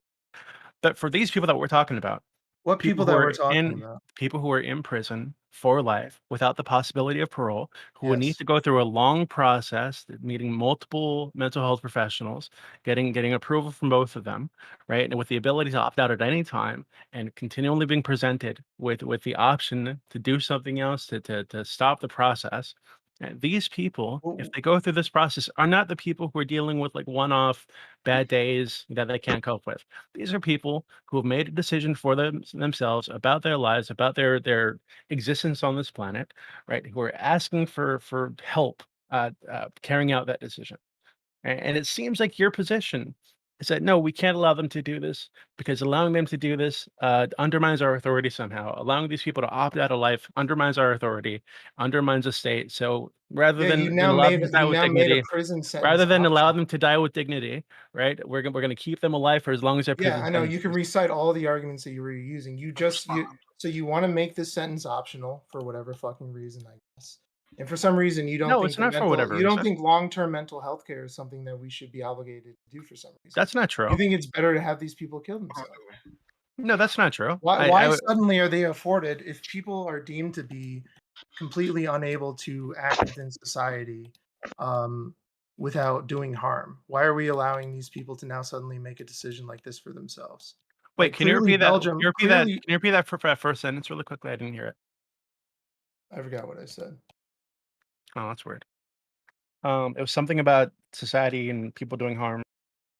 I Yeah, didn't. we've determined to remove these people from society over the belief that their crimes are so heinous, and I'll amend this little. I don't know, I'm trying to go off the cuff here. These people are what they did was so horrible that we cannot ever allow them to reintegrate with society, right? If they're plagued with psychological issues, we have mental health facilities in place, long-term places where they get treatment for both like drug treatment, they get therapy, and you yourself say they should have that. So why should we just allow them to kill themselves? Like, why is it this one specific right all of a sudden? If you believe that the system is cruel, you reform that system. If you believe that this confinement is so horrific and cruel, fix it. Okay? Bro, I Whatever don't. mental health, whatever long-term mental health incarceration is, whatever that side of the arena is, that's on them. I'm talking about the Okay, prison so system. I think the issue that we're having is fuck. This is kind of issues actually. Okay, but I'm Because gonna push one. you're now saying that Wait, anybody hold on. who's within So these long-term state-controlled mental hold health on. I'm care telling you. facilities should Oh have this God. option, unless they've Yeah, only well, been hold on. So to be horrifically clear, I violent, think right? hold on, to be clear, I think anybody should have the option of seeking physician-assisted suicide, just like in general, right? To be clear. Um, so yeah, if they're like in a mental health facility, sure, they should have this option if this is what they want to do. But I don't think it's something that should come easy. I think they should need to go through a ton of like loopholes, not loopholes, paperwork and meetings with psychologists over a long period of time to figure out if this is actually what they want to do, right? While being offered all the other treatments and all the other options, right? So yeah, to be clear, that is what I want, right? But and I'm applying that principle to prisoners, and you seem to just like not want to for some reason. But to be clear, I think the issue that I have is like even if we made prisons like a fucking 10-star hotel, right? And they got like they got jerked off by hot women every day. And they had like massage chairs and they had a PS5 and all this kind of Come shit. on, come on, come on, come Even if you're in that kind of on. situation, right? If there's some people, the reality that they're going to be here forever and they cannot leave, they cannot go outside and see their friends and family, they can't do whatever they want with their lives, they can't take a drive along the coast. That reality is going to be enough for them to not want to be around anymore, whether or not they're having other mental health conditions. And I think for these people, even if it's one, even if it's 10, I think having the option on the board, I'm sorry, on the table for them is the most humane thing to do here. I think it's grotesque. You'd want to keep them around just to like shore up like this authority complex you've got. I don't think it undermines the authority of the state at all. And because the state is allowing them to do this, the state is telling them that they can't leave if How are they you that not undermining the authority of the state? Stop talking. You've been talking for like 5 minutes. Enough. it How are you hasn't been not 5 minutes. undermining the authority of the sentence, dude? How are you Well, not again, saying, because well, congratulations, the worse your crime is, your prison sentence is now optional? How is it's that not not optional evasion? because You're saying okay. you can just go ahead and It's kill not yourself. optional because they're going to be there for life, right? So if their life ends with an assisted suicide, they've been there for life. It's not optional at all. No, I'm saying the suicide is optional. Why Wait, is hold their on. sentence You said the optional? sentence is optional, right? Yeah, So because you're giving them an the out. They don't have to sentence serve their sentence if they kill is themselves. life in prison without the possibility of parole. If they serve out their Why are you sentence, giving them and at the the end of their option? life, and at the end Why of their are you life, giving I them like the to option Hey, to hey, hey, evade Jay their Don't Bob, Jay sentence? Bob, hey, Just hey, answer hey, my fucking hey. question, Hold Doobie. I on. know Alright, you can go do ahead. this. Rub some Hold brain on, cells really Calm quickly. together. down, Let's calm go. down, calm down, I'll calm down, reiterate calm it for down. you No, again. no, chill. Let's not do that. Let's not do that because we can't operate that way, right? All right, I'd love for Doobie to answer that question, but just like not scream in the mic again, okay? all I right, can I won't do that. Yeah, I'll let's do reiterate it. this question. Go Why for do it. you think that they should be able to evade their sentence now? For Okay, the I most think heinous of crimes, right? Typically, people who are serving life sentence without parole, these aren't good people. These are people who have committed horrific acts, ones that are so irredeemable that they give them the furthest extent of the law. Because the death penalty is not a thing in most states anymore. So this is the furthest punishment that's being enacted. You believe that these people should have the opportunity to evade their sentence by killing themselves? okay. I feel like we're stumbling into weird territory here. So my perspective is that if somebody's given a life sentence without the possibility of parole, right, and they're going to live their life in prison, but we have the option to end that life early with assisted suicide. If they go through with that and they commit suicide, with the help of a physician, they've still served their life sentence. I'm not imagining them crawling out of their body and fluttering off somewhere else and and doing something else with the rest of their life. Their life When is you're over. sentenced to They life they've in prison served. without the I wasn't done possibility of speaking. I wasn't parole. done speaking. I wasn't done speaking. They've served their life sentence because their life is over. They've just ended it earlier than usual, right? So if what you're saying is that it's not a life sentence unless they've lived out to the average life expectancy in the United States or some shit. You're just on some weird shit, okay? No, I'm not I under don't I don't I weird don't believe shit. they Hold continue. on. Hold on. Can you I Hold on, don't stop? hold on, believe hold Can you on. stop I don't pushing this believe bullshit for a second? Doobie, I don't believe that they wait, This continue is living literally after they Doobie, commit bullshit. suicide. Doobie, I When don't you're believe that Doobie, they giving a continue life living after they Doobie, commit sentence, when suicide. you're yo, given a life sentence, it is for the rest of your natural life. Is suicide natural? Is this now a natural process? One Wait, that you how have is to it? go through you have to go through boards of psychologists and doctors to get approval for because it isn't natural, right? Is suicide natural? Is that a natural human impulse? Or is that Yes. not one that we actively attempt to prevent? What do you say? Wait, hold on. Yeah, suicide's I think a Yeah, natural when you impulse give somebody a life if your sentence, circumstances are bad enough. Yeah. yeah, is their natural life, natural world What does life. that mean? That Does that means mean that we need to keep them as alive long as their until they're heart like keeps beating. 75 or something? Yes, that is what a life sentence is. That I don't know how this is so confusing. A natural life Okay, sentence. I'm You curious. serve your sentence. You don't kill yourself. Okay, I'm curious. So if somebody who is in prison without the possibility of parole for life, if they get like a serious illness, right, and they end up one of those people that can only remain alive with the help of like hospital equipment, right? Do you keep them plugged into that equipment in their cell until they're like whatever the current life expectancy is? You have end of life rights in our prison system. You can get a DNR. I agree with that. Wait, If you but have a what? terminal But hold illness, on, if you have a why isn't terminal that illness, undermining the state? it's not suicide. It's a DNR order, right? And it's not within the prison But system. It's in they're a hospice facility. but you're So you, ending their if natural you're life early. terminally ill, you're not ending your natural life early. If you naturally die to a terminal illness without resuscitation, that's how you die. That's a natural death, Oh, I whether it's a see. disease or not. Okay. Okay, I see. Now that makes sense. So you would say that that ending your life prematurely through like a suicide is not natural. This isn't like a natural thing a person can do, basically. Is that correct? Yeah, it's not a natural human impulse. We I typically like to okay. eat and breathe, So and why do you think people commit suicide? I don't know, dude. Well, if it's like an unnatural, is it like a supernatural impulse that they have when circumstances get bad enough, a ghost comes into them and I don't think pushes that's them to what we kill themselves? mean by natural. I Well, hope yeah, that's I'm asking what he means. all right. Could you explain what you mean by natural, J-Pod? Natural? What do you mean? Natural, like in natural life sentence when you're serving your life Well, you're saying that in that jail? suicide What do you mean? isn't natural. It's not a natural impulse. So, like, what do you mean by that?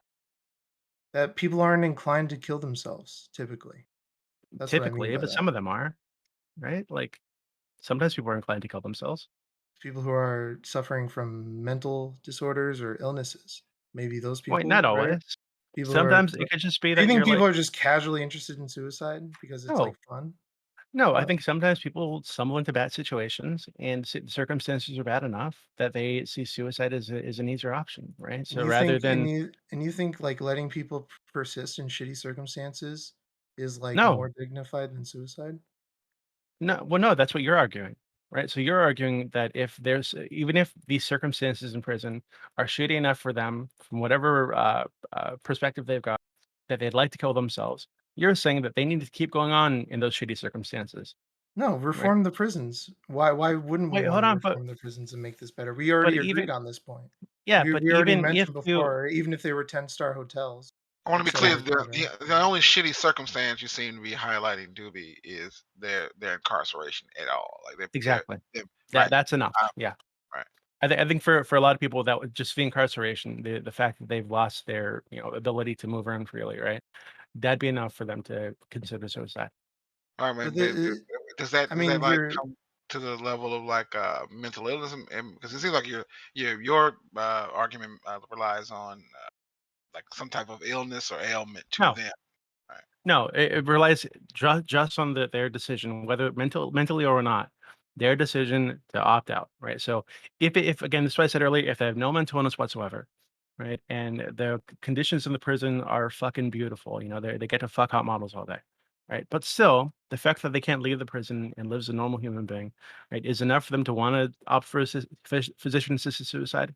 I think that's enough. I think we should allow them that option. Yeah, but doesn't that seem like so that's This contradictory to the uh, entire like system you laid out before us. hold on. No, This it's not. argument, this I think this argument rests on, or at least, I'm sorry, J Bob's argument rests on whether suicide can ever be a rational, um, thought, right? Like, can you rationally arrive at that?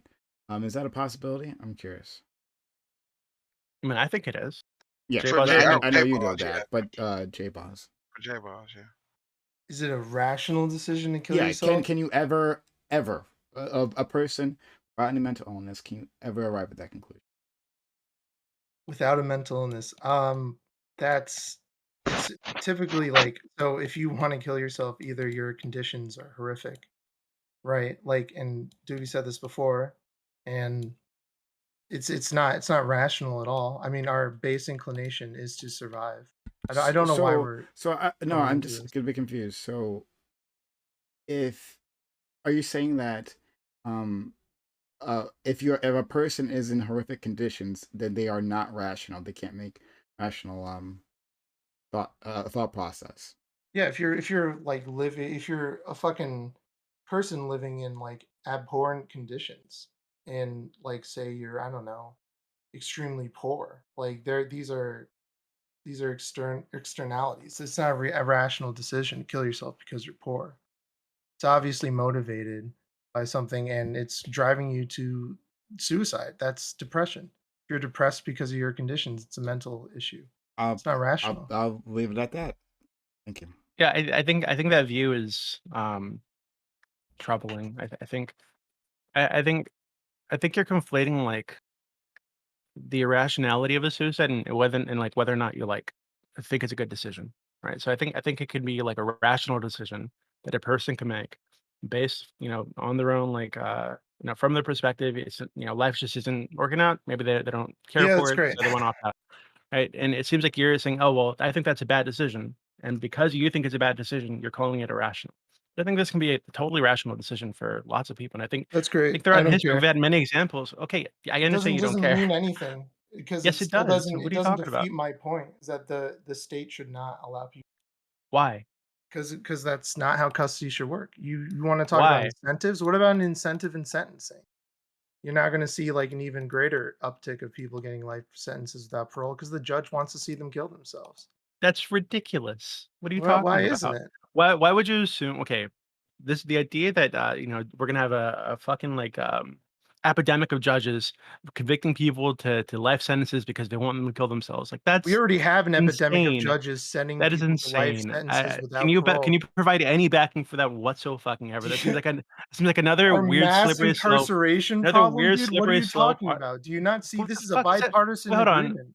What does that have to do with your assertion that if we allow this as an option for people that have life sentences without the possibility of parole, um, we're gonna have judges convicting people and sentencing them to life without parole just because they want this person to kill themselves. Like, people with how do nonviolent you drug make charges, that leap? people with nonviolent drug charges are getting these sentences because it's like a third felony. Like this isn't new. And now you can go look up like the fucking incarceration stats and how these sentences work, but it's dog shit. You know what this effective life sentence without the possibility of parole? It's these bullshit state laws that pile on decades to people's sentences in order to just lock them up and keep them there. We have a mass incarceration problem. Despite being like the 35th most violent country in the world, we have over half of the world's population in people serving a life in prison sentence without parole. So, like, Interesting. Yeah, again, I don't think you can back up that weird slippery slope whatsoever. I Yeah, mean, weird I think slippery slope. I've already well, presented that clearly you we have no, a you mass didn't. incarceration You pointed problem. to the drug war into like an incarceration No, problem. I didn't I point mean, to a drug war. I'm talking what about you're laws. suggesting Talking about laws that what immediately you're sentence you suggesting to a life in prison sentence without parole for a third felony. what you're And that suggesting. could be Oh possession God. of marijuana. Possession Wait, of marijuana could send you to fucking prison for the rest of your okay. life without the ability to So get what parole. you're You can look it up. It's called a three strikes law. okay, so what you're suggesting is that these judges, right, you know, would have a prisoner they dislike enough to convict them to life without the possibility of parole, specifically because they want this person to kill themselves, right? And in the framework that I laid out, where this person would need to go through like multiple stages of vetting, right, to make sure that this is exactly what they want to do, to make sure that they're in the right mind to make this decision, right? It just doesn't seem reasonable to say that's the case. I mean, you're making a slippery slope argument that you can make for like imprisonment as a concept, right? Like, hey, people have the judges have the ability to put people in prison. Well, So, I don't know if this you is going to know lead to how. judges imprisoning Yeah, yeah, people yeah, yeah. Blah blah in blah. perpetuity just because they can. It just seems like Yeah, they're already doing it anyways for like that's not bullshit true. reasons. Yeah, they are. No, no, it's not. There's only like 3,000 people of those 50,000 I mentioned are serving those sentences for drug offenses. Is that reasonable? It's ridiculous. It depends on the drug offense. You think a drug offense warrants a life in prison sentence without parole? That's not what I said. I said it depends on the drug offense, right? So What do you mean drug offense? if this is somebody who's It like doesn't involved matter. with It's like just a a felony, a wait, drug hold on. felony.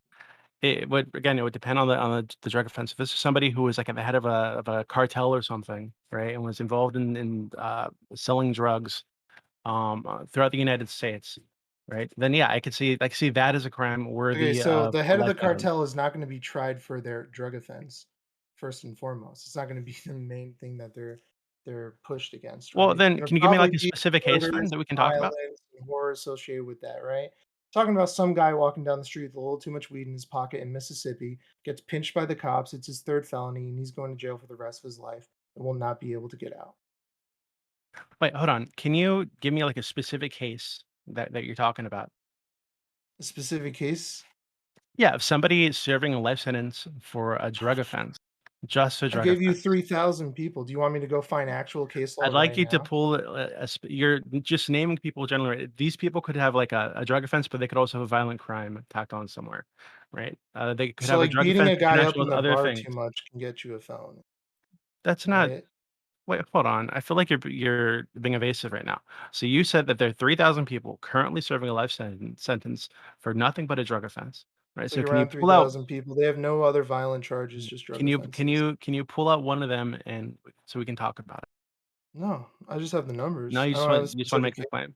Oh, then then All you do, I'm all gonna you're doing say here is that making okay, claims. then my response is that, hey, given that the way the three strikes laws work, where it's like 3 felonies, but one of them needs to be a violent felony, right? To get you put in prison for life. And I feel pretty comfortable saying that That's these not how three people strike laws work. It yes, doesn't yes, need it to be a does. violent felony. You could just Yes, be it does. trafficking drugs at No, enough. that's not true. Okay. It's yeah, well, okay, it means you agree with me? It's just not true. You don't get put in prison for life Do for you have a just having a source little for bit of that? marijuana. Do you have a source for what you're saying? Yeah, I can grab it. Hold on. Can you post it? Show me post a source that lays out that three strikes laws don't require some kind of violent felony. Because my understanding is that they do. Yeah, three strike laws are only one of the mechanisms. We're also talking Okay. effective life sentences, which is what you agreed to when this topic started. All right, let's go. I'm opening up my sources real quick. And to be clear, so your claim earlier was somebody could be put in prison for life just for having a little bit of marijuana in their pocket. That Yeah, was if what you you get said. caught enough Okay. times. And also there's also like mandatory minimums. It's a number of different methodologies that states employ. I'm Sure. not versed on state law, but now I'm looking Yeah, up the I can fucking tell. It's okay. source. Wait, are you just like Googling this right now? I thought you had one on hand. No, I'm pulling it up right now. Okay, thank you, baby.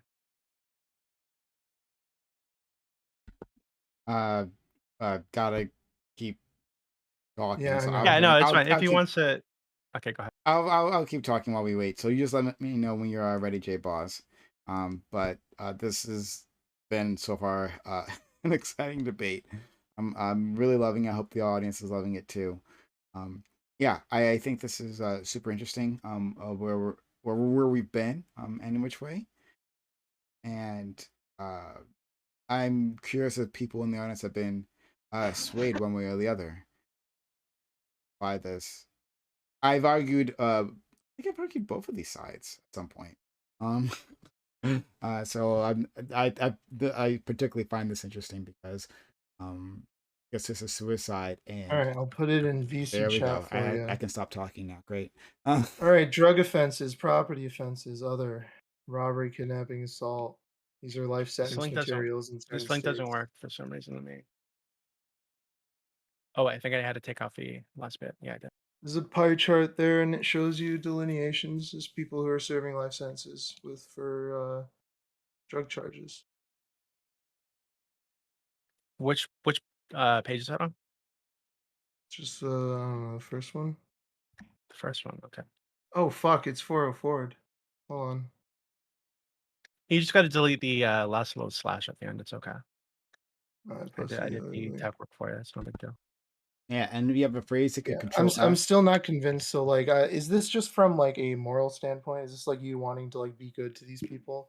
Because I would say like I would like us to uphold the values of our punishments that we give out. I also don't think that the state should be in a position where a guard can exert a disproportional amount of power, which they do regularly, and drive someone they don't like to suicide.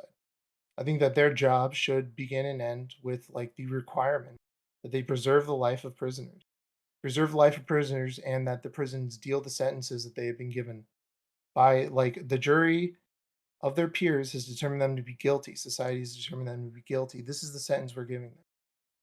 Hey, so We're now just so giving this them a Could you- process just so of this can go evasion. faster, do you have a phrase that you can control F so we can find what you're looking for? So we can go on. It's a pie chart. It's not the Okay. first page. So virtual life, Yeah.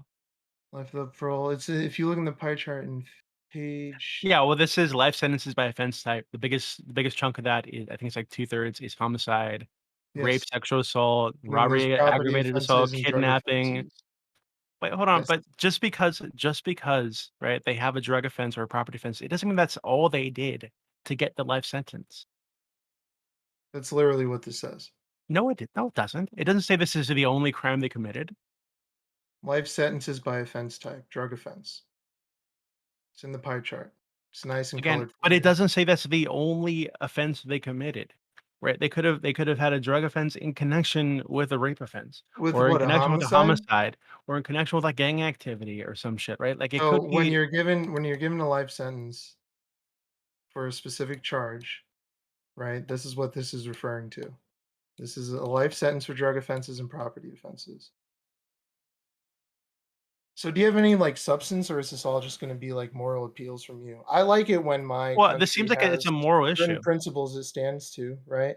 I think morally, I believe that if we sentence somebody to serve a sentence, they should have to serve it. If you have a problem with life sentences, you have a problem with life sentences. That's on you. If you think they're cruel and unusual, you can make that argument, right? We can find alternatives, I guess. You know what would help like make prisons easier for people? Maybe think about like some of the 2 million that we have incarcerated, how many people are in there for like simple drug charges?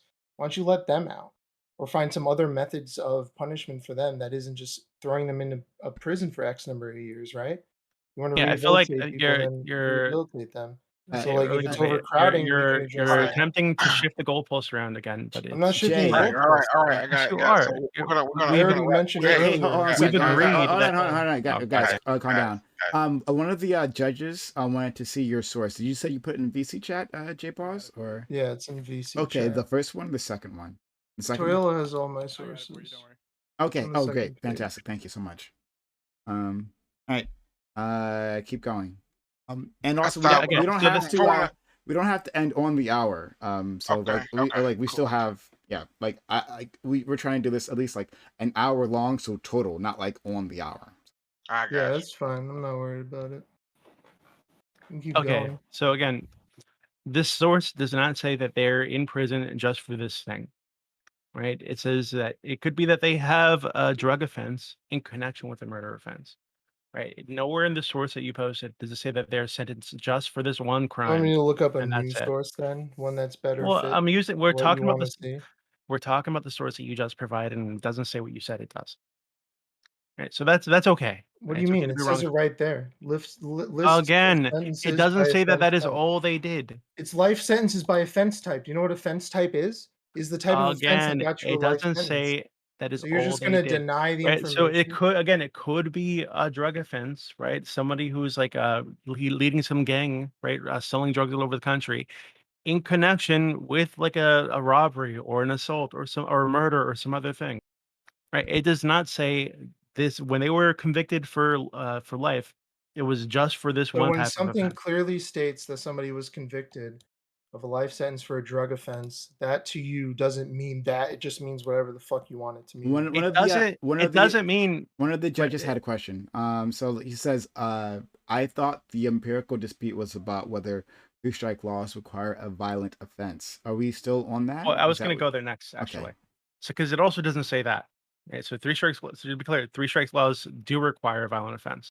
You can disagree with that, but you're just wrong. And secondly, your claim initially was that these are people who were like put in prison just for having a little bit of weed in their pocket, right? And this doesn't substantiate that either. It's a drug offense is a drug offense. Do you think somebody should be put in prison for the rest of their life because of a drug It offense? depends on the drug offense. If they're responsible for trafficking drugs This is all over the- the fucking country, maybe. If they're selling meth to like kids, maybe. Right? But So do you your think putting your like claim would was you agree that with the these were people removal? given life sentences for having a little weed in their pocket, So and you would nothing agree in with here the backs it up. removal. So okay, congratulations. We would agree with the removal of a drug kingpin from society. I would too. That's fine. So you agree that some drug offenses could be like worthy of a life sentence? If you're a drug kingpin and you're responsible for the trafficking of like 30% of the country's cocaine, sure. What if you're just selling drugs to like children? Like you're selling meth to children, and you destroyed lives because of this. Selling drugs to children like Like meth, like hardcore drugs. You're selling this to like kindergartners. do I think that they should get a life sentence? What does that matter? Yeah. What if Well, they do or 'cause I'm don't? asking- What does it even matter? Because you're complaining that there are people in prison with a life sentence for drug offenses, and now I'm Yes. trying to understand. Now it seems like you're okay with people getting life sentences for drug offenses sometimes. So I'm trying to figure out where You're your line creating is. a horse. You're creating like a horrific scenario to try and get me to say This yes. is What this if this scenario guy that sold exists. Like, drugs to children and killed them? Yes. Put him in prison for the okay. rest of his life. So Sure, what if a dude. guy's Can you selling show drugs me? Can you show me a into an case where that impoverished happens? community? Yeah, I'm sure I could. If what if a guy was selling drugs into an impoverished community and it totally fucked up this community, right? You'd say that, hey, this guy who's responsible for people in this community getting addicted to meth and dying, right, and knowingly, and he's doing it in a way, and he's selling drugs to people when he knows they're addicted So and are we their gonna lives are falling apart. delineate between You people would who agree that possess this drugs guy and people who are should probably selling get a life drugs? sentence for that drug offense, right? So we're delineating now between people who sell drugs and people who do drugs. Like, where does this end? Wait, hold on. The whole point of this was that people You serving life complained that sentences. people were getting life sentences for drug offenses, right? I said in certain circumstances, yes, some drug offenses are worthy of a life sentence. Now it seems like you agree with me. And some of them aren't. Sure. I'm not saying that everybody who has some like commits a drug offense of any type should get a life sentence. Like that's not what I'm saying. You were complaining that people with life sentences, I'm sorry, people with drug offenses were getting life sentences at all. But now we both agree that there are some drug offenses that could be worthy of a life sentence. Yes? Sure. Okay, so we agree. Good. Okay. I'm glad you backed down on that one. So the three strikes thing. So you agree then that for somebody to be hit with like a three strikes law, that they need to have like a violent offense on the record. It's not just like, they have drugs in their pocket too many times. What kind of violent offense? Because it's a It's felony. it's It's like a a violent violent felony. offense. So what would a violent felony? It could be like a aggravated assault battery, something like So this. beating Maybe like someone up and then you get caught twice with weed and then you go to prison for the rest of your life. Does that seem proportional? it depends. It could be. Yeah, it Right. depends. It's always going to depend because we're always going to Of project all course, it these always little depends. It's ideas a onto very what we complicated want. topic we're talking about. It is. Like, It's going to depend. I don't know how Sure. much further we can simplify. Well, it Okay, seemed like well, you were making the claim that it was that if a violent crime is committed, that it was justified. Do I think somebody should go to jail for the No, rest of their not you. life? Never Oh mind. no, Do no. me. I'm just saying again. Do I think somebody should go to jail for the rest of their life because they beat someone up in a bar when they were like 20, real bad, and it was a bad bar fight? Do I think that they get charged with aggravated assault? Should they go to prison for the rest of their life because they get caught with weed twice after? No, probably not, dude. That's kind of fucking stupid. These effective I think life it. sentences I are hold on, also but I'd laws. agree with that. I'd agree with that, but I think the issue there would just be like it would need to be like a severe violent offense, right? Like it'd be like they kidnap somebody and beat the fuck out of them for 3 days or something, like something very serious, right? They broke somebody's legs or some shit, right? If it's just like a Would bar fight, they would punch you? somebody in the Okay, face once, like so I'd agree that that's probably not worthy of making them eligible for the three strikes law. yeah, but Would, would, these laws are being enacted under those circumstances, right? Yeah, but Like this is the legal your capability. assertion is that judges are going to use these laws, right, to put people in prison for life because they want these people to kill themselves. It just seems like your view of judges is that they're like fucking I've literally watched a monsters. video recently Oh, of you a watched a YouTube judge. video? That's interesting. No, it was a hearing. It was a sentencing, right? And it was a sentencing. This judge says, "I'm sentencing you to life in prison without the possibility of parole, and I hope you rot in hell." He's just like, well, Wait, you hold act on. like these What people did the are. guy do? It was some girl, and she stabbed her boyfriend and killed him. Hold on. Is that all she did? Yeah, She just stabbed him. Like, was they like fighting? Like, what happened? they. Her claim was that there was a fight. Claim of the family was that like she just like stabbed him, went crazy. I mean, well, the point is I'm not. Do you think it's ever appropriate for a judge to wish death on somebody who they're giving a sentence to? Uh, I think I would say it's like inappropriate, but I think that it's understandable. Like judges are humans too. I know that I'm aware of like cases where like I don't want people have done like emotionally. Would people. you want an emotionally charged drug or a I want charged human beings judge that are able to overseeing like your trial if you ever got put in front I want of human beings overseeing my court? trial, not robots, right? And if this person's already been convicted, they've been found guilty by a jury of their peers, right? The judge has no say in that. Then I'm okay with the judge saying to this convicted guilty person, right, that they're a bad person and that's why they're putting Do them you in think prison. judges should be able to If they wish chop death somebody up with on an people? axe, well, hold on. If this person's been convicted by a jury of their peers and the judge wasn't being biased throughout the trial, sure, I think it's fine.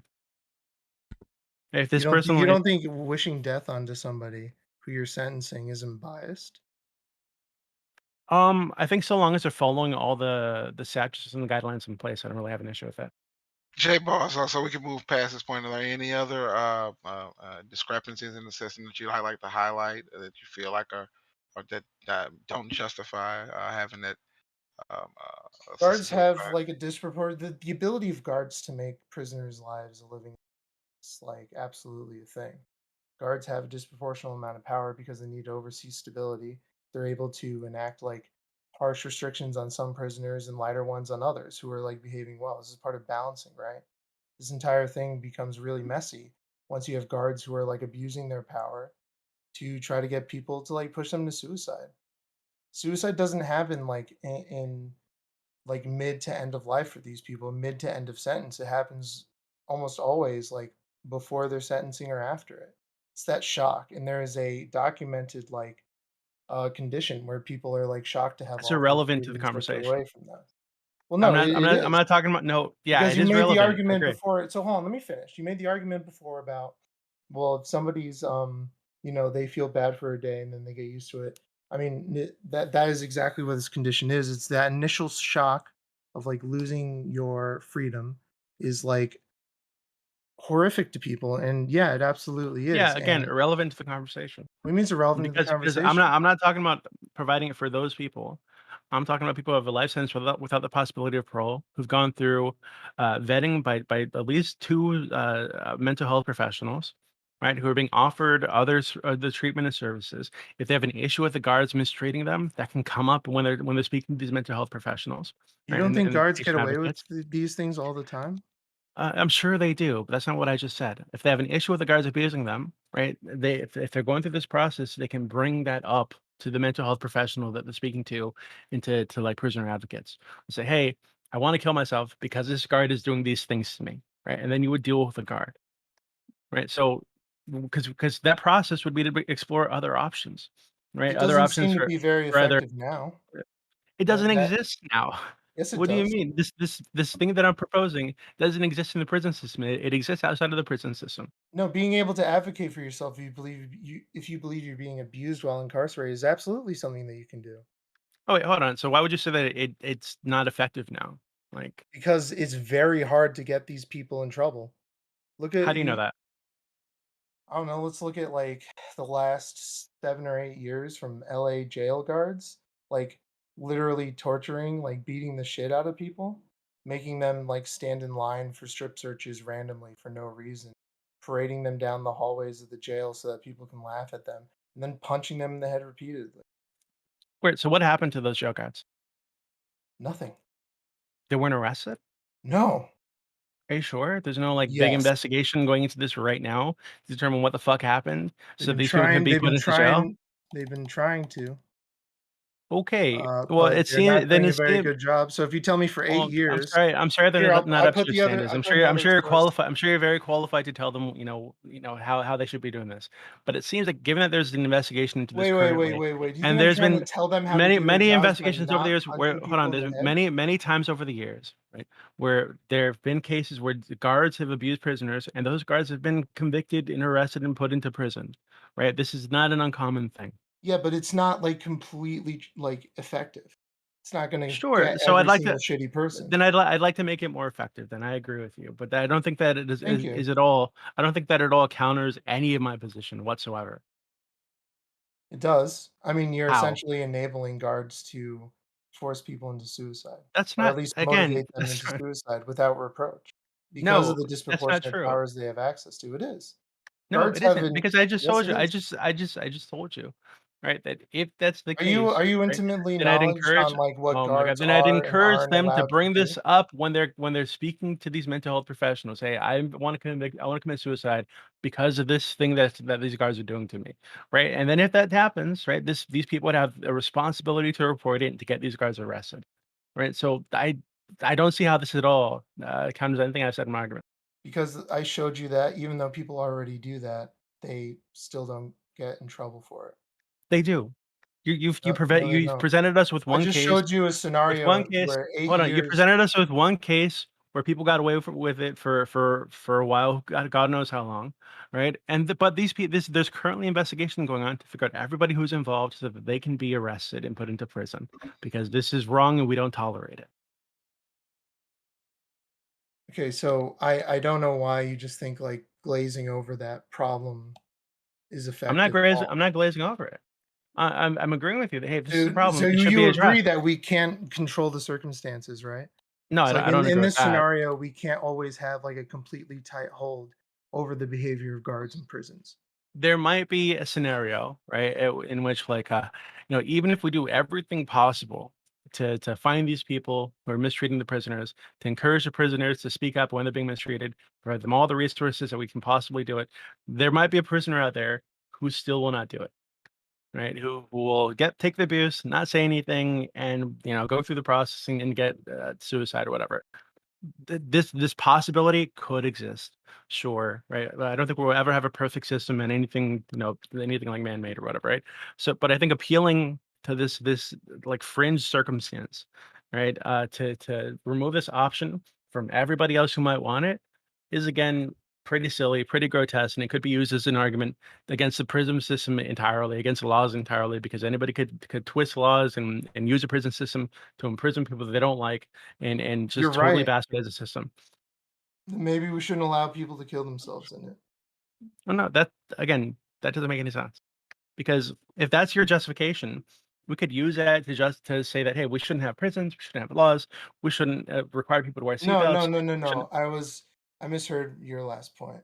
No, Okay. that was me. That was bad rhetoric on my part. I Um. misheard.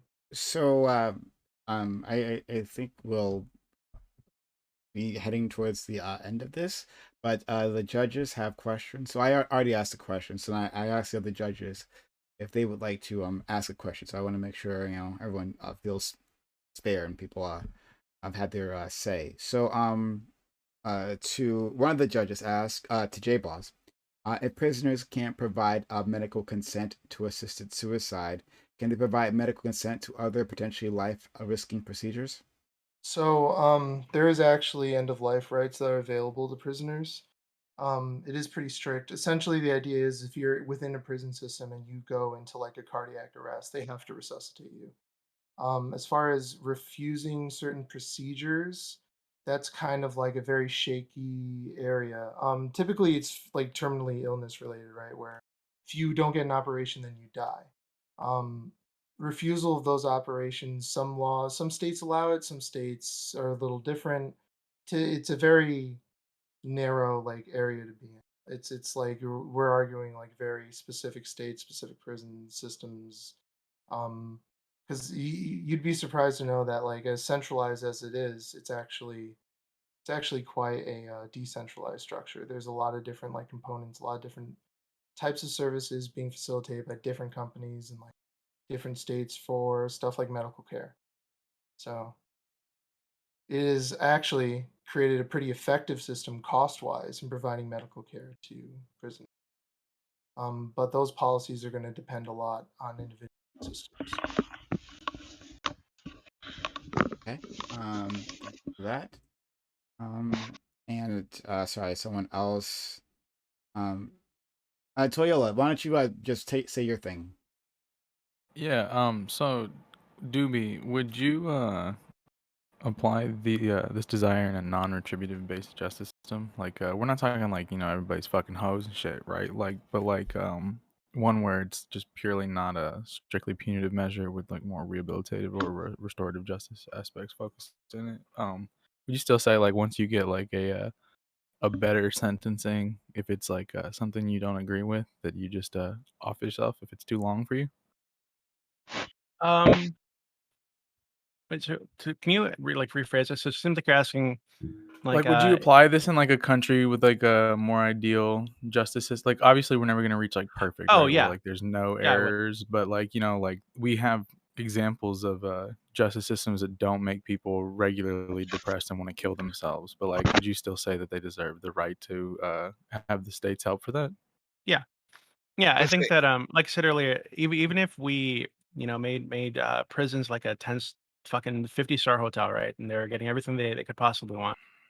I think the fact that they're incarcerated, the fact that they don't have, freedom of movement is going to be enough for some people to want to opt for suicide.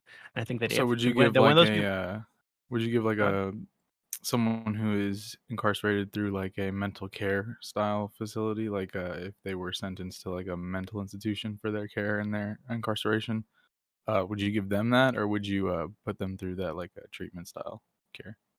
I think when you're talking about people who have like severe illnesses, it's a little more difficult. But I think that if they're going through all the treatment, because there are people who have like mental health conditions that are incurable, right? Mm-hmm. That are gonna be they're gonna be there forever. And I think with these people, so long as they have access to everything else, every other like option, right? They have access to therapy, they have access to the medication they could use to help with this problem, and they're being offered this stuff repeatedly, and they sign up for to go start the process, and they're going through this process, and for a long time, they are being evaluated by multiple psychologists, and throughout this entire process, they're being offered the other options. If at the end of this process they decide that whatever they're suffering with is too much and they want to opt out, then I think we need to maintain some like human dignity. And I'm not going to force people. I don't think it's reasonable to force people to exist in suffering, because it like makes me feel good about the authority of the state over the father. So Is that the I'd only make it measure? available. Is that the only measure? Is that whether that person feels like it, or is it like because I can understand there being some illness or some ailment that a person is going through, that under no control of their own. But if you allow this for people to make that choice, it seems like you're allowing them to kind of opt out, right? Like if Yeah, this that doesn't one like day we you're basically asserting that like being in prison gives you a mental illness and that right. No, that that's not what I'm mental saying. illness causes such anguish that you Well, should be allowed to kill yourself. in the Otherwise, Wait, hold you're on. sense just I going where wouldn't. like on a whim in it, right? No, in hold the on. I sense wouldn't where consider. their incarceration is the thing that you're allowing them to commit suicide over, right? You're Yes, saying I because don't think they're we should require a incarcerated, mental. Yeah, I don't right? think we should require mental illness. I think that So for you some just people, being basically want like incarcerated an is enough. optional death penalty. Sort of, right? So again, the sentence is life without parole. I think if people want to end their life early, we should allow them that option. Right? They're still serving their sentence. They still been in prison for life, but they're asking for help to get out early because they want to go. They don't want to live in whatever prison you've got them in, whether it's a nice prison or a bad prison. And then J Boss, how would you respond to the option for a death penalty instead of your actual sentence? Um, no. I mean, well, are we now changing the sentence? Because the death Well, penalty no, is the that's sentence, it's right? the same. It's the same thing. Yeah. So you would say like, are you changing the sentence in that case, Doobie? You'd be changing the sentence. No, I disagree because again, the sentence is life without parole. They're going to be in prison for life. If their life ends early, they still served out a life sentence. Okay, so being I don't. sentenced to the death, first of all, no, natural life, right? Stick with me here. Second of all, death penalty is a completely separate sentence that like actually requires an appeals process to go through. So you can't just opt into that, right? There are states that abolished it for a reason. You want to Yeah, I don't really circumvent see how like that's state relevant. law? Like what you Wait, we're like talking about changing state law. I don't know why you keep saying we're circumventing state law. We're changing state law is what I'm advocating for. A death penalty is the state saying, "Hey, we're gonna kill you whether you like it or not. You don't want to die. We're gonna kill you anyway. Fuck you," so because we don't want. after their I initial don't see that. I trial, don't see that. I don't see that as relevant in a you would have to conversation retry them about a and then person, sentence about a them to human being death. making the personal decision to end their lives. That seems totally irrelevant to the conversation. You've been sentenced to a punishment. If you're now saying that they should have the option to get a life sentence instead, A death sentence No, is what? a death sentence. Wait, hold on. I really don't Or understand how you're like not connecting these dots. So they've been given life in sentence without the I'm sorry, life in prison without the possibility of parole. yes, and you're saying that they That can means opt they need into to the be death there. They need to be penalty. there for life, right? So if their life ends early, they've still been in prison for life. I don't really. You're speaking as if like they're going to like continue on afterwards, and We because they're had this continuing on argument. afterwards, We had this argument. it's like unfair. Like it doesn't make any sense. We had this argument. We wouldn't agree that suicide was a natural thing. So we have two questions. And I'll read the second one because it ties into what J Moss just said. One of the judges asked, "Can you provide a clear standard for determining whether a death is natural? For example, why is death due to suicide unnatural, but death due to some unexpected terminal cancer natural?" He said you already tried to address it, but it wasn't quite clear from him. So if you could try that again, please. Is this for me? Yes, Jay. Yes, indeed. Oh, I'd have to double check and look up like natural life sentence. I mean, suicide is not considered to be a natural end of life practice under the law. I believe it's actually illegal in a lot of places. So you're saying States it's just and at the federal a matter like, of legal problems, but like so for like there's different definitions that are agreed upon like legislatively. I have like a personal, I guess, perspective. yeah. It's like I guess personally, could you repeat the question one more time? So they're asking yeah, I'll just read it I just want to make sure I'm verbatim. clear No problem, no in my problem. response. Can you provide a clear standard for determining whether a death is natural, quote unquote? For example, Oh, why is death due to suicide unnatural, quote unquote, but death due to some unexpected terminal cancer natural, quote unquote? well, I mean, unexpected terminal cancer isn't something that somebody has chosen to do. It's not something somebody consciously doesn't like have cancer grow in their body or other terminal illnesses, right? Um, you can have like awareness of a predisposal to things, and at that point, then you're just arguing like, if you were aware you had X but refused treatment, is that suicide? Well, Um, wouldn't that be a DNR though? Like you said previously yeah, with so DNRs. you do have DNR rights in prisons, and I agree with that. If you have a terminal illness and the prospect is, and this is a personal assertion that someone may say, well, this is going to be a long battle of me like still confined and basically just like fighting cancer the entire time. I'm just like with a high percent chance that it's likely going to kill me at some point. Like the when you enter the hospice system, while you're a prisoner, you automatically sign a DNR. You can't opt out of it. So if you go into end of life care, you have a DNR order assigned to you. Like you have to take that. So and they can choose to just not do that. They can choose, I guess, to like go through with all the treatments they want. But there Why would is you provide them with the option in that case, right? To opt out of their sentence, right? Not going by your words, and not in like my case. Like, why does somebody getting cancer, basically, from your perspective, give them the ability to have another sentence? well, Because at that point, they're no longer serving out their natural life, quote you're talking unquote, right? about a terminal illness that they're developing. That is a Sure. terminal illness, right? They can fight it. They have a right to fight it, but in the end, it's determined to be a Yeah, but terminal illness. It's going to kill them. wait, hold on. So it's only if it's a terminal illness. So like, if they have like a form of cancer that they might survive, that you don't think they should get a DNR? Do you think they should be forced to go through like chemo? If it's like the overwhelming medical opinion that they would survive their cancer prognosis with treatment, then they're going to have to do the treatment. They're not going to be able to enter hospice care for like 8 years or however long it takes for this cancer to kill them, right? It could be like under that prospect, we're talking What if about like there's just like a chance, right? There's like a 50-50 chance that if they go through this, they're going to survive. But it's like it's chemo, so it's fucking not torture, right? For years. You would force him to do it?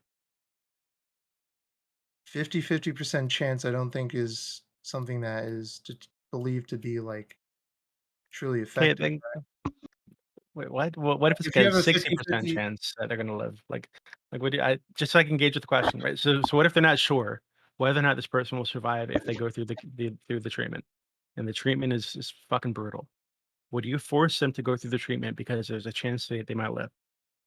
no, I would say if it's like heavily towards like almost half or half, if it's like a half chance that they'll die, like obviously at that point you have a terminal illness that's so severe, you're in the 50 percentile, even 60 percentile chance. That's pretty scary. That's like pretty bad. I think that would typically be considered to be like a terminal illness, right? I'm talking about like I if you don't get a think form so. of cancer that's like super treatable and has like a mortality rate of like an abysmal, like something that like typically people are able to like get treatment for and survive, then but that wouldn't even be considered a terminal illness, right? If you have a 50% chance of like living or dying, that's a terminal illness. If you have 6 months to live and a fifty I percent don't think chance that's of true. So wait, so to be clear, you Well, this would is you my would personal perspective. This is like I I'm on the understand. spot So determining this. you would for there's a 50-50 chance you would force him to go through chemo even if it took years because there's a chance they might survive at the end. I mean, so you're saying there's a 50% chance of like chemo treatments? Or are you talking about There's a is it 50-50 chemo chance that or if is they it go because you first through you said it was like an operation. Like no, there's okay, a there's a 50/50 50-50 chance chance that they won't that if survive. they go through this treatment, whether it's chemo, like all the harsh shit that happens to cancer patients, right? Where the hair starts falling out, the body's deteriorating, but they're doing this because they're trying to survive.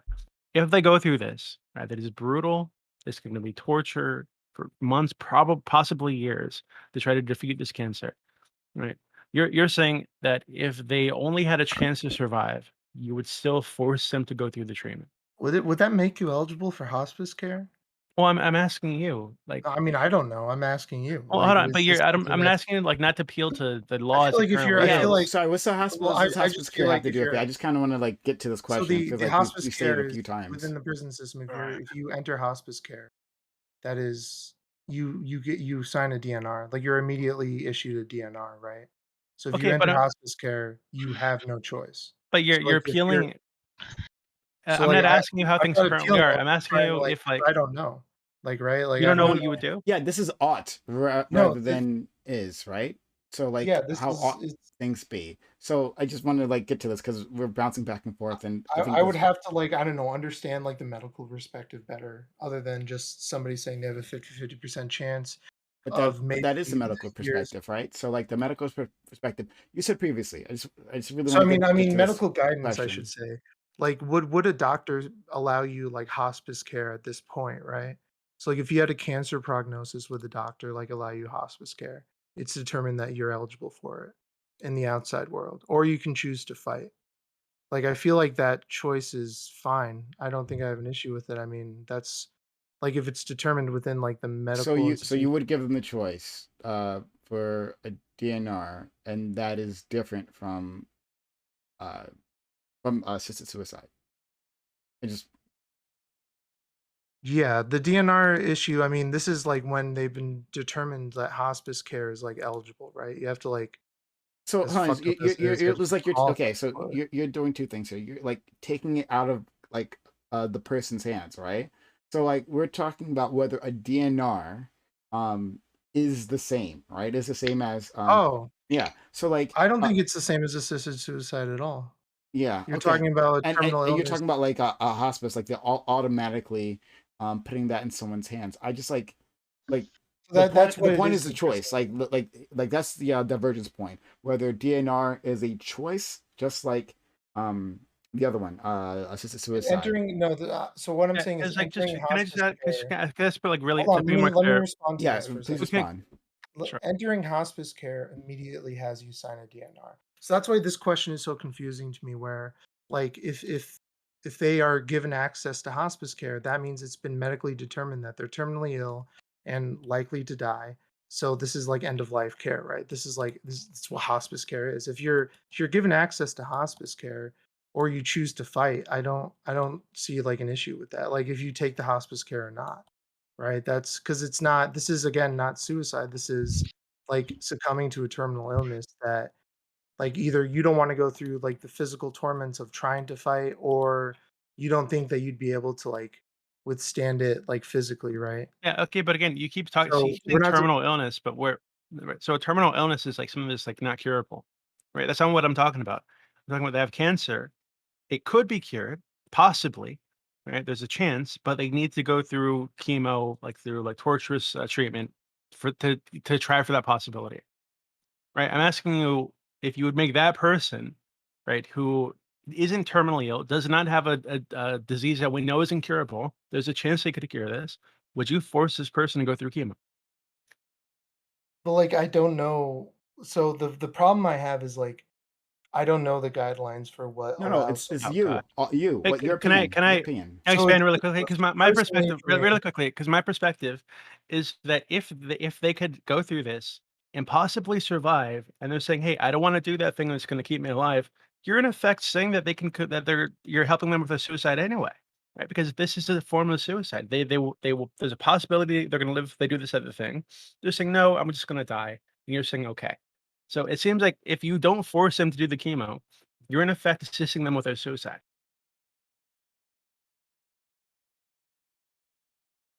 so would J you? Boss.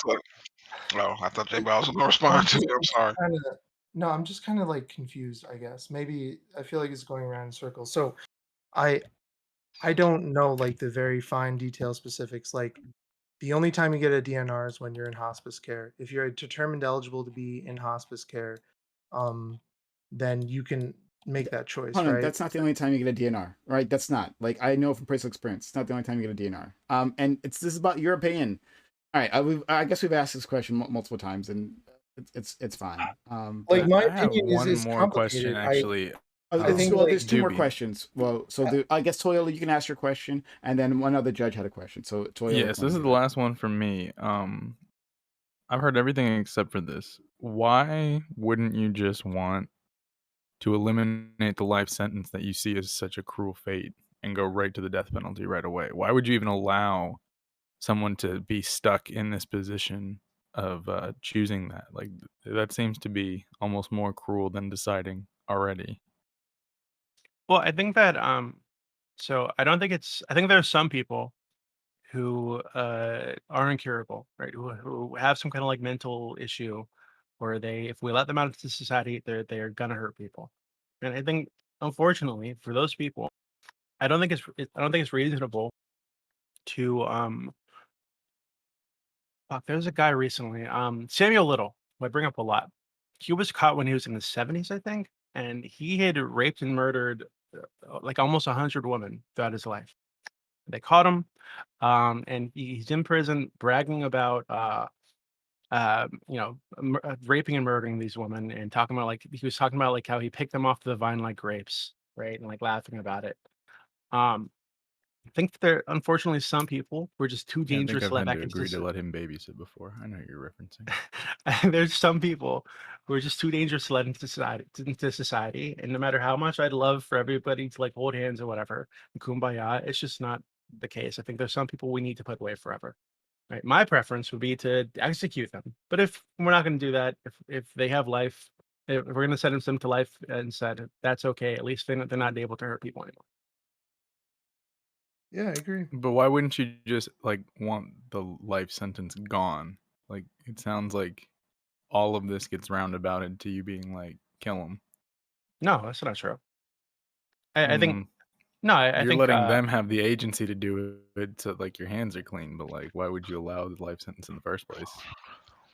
again, there's just some people who are too dangerous to let into normal society. If you're asking me to advocate for the death penalty over the life sentence, I can do that. I think for most of these people who have a life sentence without the possibility of parole, they've done things that are worthy of a death penalty. Most of them, not all of them. Right. So yeah, I think both these people exist. There are some people who maybe sold drugs into a community and fucked up a community. Do we kill this person? Maybe not. You know, they can become a church pastor, stay in there forever and write children's books. Okay, that seems fine to me. But I don't think that's the case for everyone. So I think you need to have both options on the table. Is it only about their reformation? I'm sorry. Consider. What do you mean? Right, like that if that you think that people get sentenced and like don't aren't that people are sentenced like this but can't somehow be rehabilitated. Maybe they'll never be released back into society. But I don't know if that limits their rehabilitation. You know what I mean? Like they can't be good peoples, but just from Yeah, within. yeah. I mean, the example I just gave, right? Someone becoming like a church pastor and writing children's books while in prison for life. You know, maybe they find meaning and they find that they're able to cope with the life sentence through that, and that's a totally fine path if those people want to take it. Right. But I'm saying that for other people who don't want to do that, who would rather end it, I think it's reasonable to have that option on the table. Yeah. I'm gonna ask the last question from the other judge. Want to make sure they feel heard as well. Yeah. Wrong one. Wrong. DM. Give me a second, please. Okay. Um, the final judge asked if Doobie can give his opinion on three strikes laws as a concept, right? And I think he wanted to also get your opinion on like how uh I guess how like the three strikes laws oftentimes lead to life in prison. So I guess maybe the how I don't fair agree with that three is. strikes clause. Okay. So I think that there are fuck, I mean, we've all heard stories of somebody who has like he's been arrested 50 times and he keeps getting out and doing dumb shit again and gets arrested again. So I think there are some people who are like it's not really compatible with society, unfortunately. But I don't think that like saying, oh well, hey, when you were 19 years old, you beat the fuck out of somebody, you know, you put them in the hospital, and now you're 40 years old, so you know, and you had like drugs in your pocket, or you know, you did some other thing that we now consider a felony. So now it makes you eligible for life in prison. I think that that seems cruel to me. I think that the focus should be on rehabilitation and sticking a life sentence on somebody because they happen to me like 10 years ago they did a thing and now they did another thing and another thing. I think these are probably people who we could help in other ways, right? Like I don't agree with I just don't agree with that as a concept. I think we should be focused on rehabilitation Unless for the I'm vast like, majority of these people. am I hallucinating or was he just defending three strike laws like 45 minutes ago? No, you're hallucinating. Well, you're misremembering because what I was saying is that three strikes laws require a violent felony to be like activated. Right? So you were saying that they could just be put in prison for life for having marijuana in their pocket too much. Right? That's not true. Right? Unfortunately, but And then I made the uh, argument that, well, if somebody gets in a really bad bar fight and then has a couple of drug charges, they shouldn't go to prison for the rest of their life without parole. and I said And it then you depends on just and it agreed. depends And now on the you're drug. now you're backtracking on No, your I said it backtrack. depends on the drug charges. So Right? you're And is it and then we backpedaling on your And then back, we both agreed. or are Then you you agreed forward with me that there's some drug charges that could be side worthy of track? a life sentence. So it depends on the drug charge. Like I don't know Is why there a it's so debate difficult for you to term for understand. this? Does anybody know? Sorry, what did you say, I, Jay? Yeah, what was the question? Is there a debate bro term for what he did? Backpedaling on his back pedal. I don't know if it was necessarily a backpedal. I think he did. That was his point that that in certain states that you had to have a violent crime attached to one of those three instances before you're given that life sentence. yeah, and then you started complaining about people getting life in prison for drug charges. Then I said, "Oh well, it depends on the drug charge." And then you pretended that was like a crazy thing to say, and then you ended up agreeing with me that some Well, drug well, charges I don't think that was might be true okay either. with. I think he also made the point that some of these drug offenses aren't worth putting someone in jail for like that because I guess it would depend on the state statute. That's what I it was all based on state. California required that last one to be like a violent crime, while other states just have them listed as serious or violent crimes. But serious like felonies, it consist of possession of drug paraphernalia. So, and I mean, it would depend on the state, but point Yeah. that Okay. So my issue was that he was speaking as if people would be put in prison for life for having some marijuana in their pocket. well, I mean, yeah, And sir. then he was against the idea in general of people being put in prison for life for drug offenses. But then we explored that a little, and we found that there are some drug offenses that he's okay with people getting life in prison for. Okay, so we don't have to I guess rehash like the just went through. But the question was what your opinion was on the three I don't like strikes. them. I Okay. don't like them as they exist. I think we do need to acknowledge that there are some people who probably cannot be rehabilitated. If we let them out, they're going to reoffend. But I don't think having something like is like set in stone as like three strikes laws is reasonable. I think you should probably leave it up to the discretion of the judge and all this kind of stuff. Okay. I hope that was useful for the judge, our judge, that asked that. Okay, judges, if you can hear me, and hopefully you can, then vote, please. Time to delineate. Yeah. As you can tell from the, as you can tell from the questions that the judges asked here, it was hotly debated in our group DM as to who would win. Very hotly debated. I can tell you that already.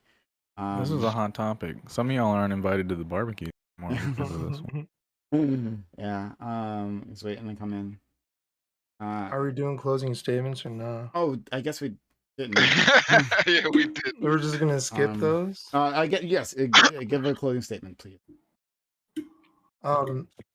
I'm pretty unconvinced by any of the arguments posed today that there shouldn't be a clear delineation of like care and standards of possession when somebody is in custody of the state. I think we need to be, as a society, very clear on those things. And I think that introducing the concept that was introduced today presents like a number of not only legal issues, but also just like complete complications to like how we've been structuring this system for ever. We've made like consistent legislation on this topic, on the idea of suicide. There's clear requirements of suicide while in custody. I don't understand the idea of like allowing this for people who commit horrific acts, but then technically allowing this for people who are in long-term mental health like consideration. So if somebody's deemed like mentally unable to like rationally, if anybody's depressed or if anybody wants to kill themselves, and Belgium found this out, is that you're obviously not able to make that decision rationally. So like the arguments here are like weird. They're all over the place. End of life rights do exist, and there are certain end of life rights that prisoners have access to. But I think so long as we have this prison system, we need to, once we give a sentence, deliver that sentence. That is the purpose of the prison system. Deliver that sentence, not allow prisoners to evade that sentence. And I need to know, as an American citizen, as a citizen of any country, I would hope, would have a very clear understanding of like, if I am in custody of the state, what is going to happen? What type of things are they motivated to do and why? I think those are things that everybody should appreciate and understand and fight for the knowledge of and protections of. And in this instance, the idea introduced today perverts the idea of custody and the motivations behind sentencing as a whole. And oh, I guess Doobie. Yep. I think your arguments were basically like flaccid appeals to legality or current law, and primarily, and then there was like a bunch of contradictions that I don't think were uh, reasonable. Um, and I think that weirdly enough, you ended up agreeing that some prisoners should have the option for suicide, just like in a backwards route, because if somebody has the ability to possibly survive a cancer, but they're opting not to go through the treatment that might lead I to never them answered remaining that. alive. Yeah, you did. It seems like if you'd allow DNR or you'd allow them to, the option of not doing the chemo, um, you're in effect assisting them with a suicide anyway, or allowing them to commit suicide, just like long term and in a much more painful way. See, I think um, I think your position is pretty like barbarous. Barbaric. I wanted to say barbarous and barbaric at the same time. It's both of those things. I don't know if the first one's a word, but it's both those things. Pretty barbaric. It's pretty grotesque, and I think it's cruel. You're a mean person. At the end.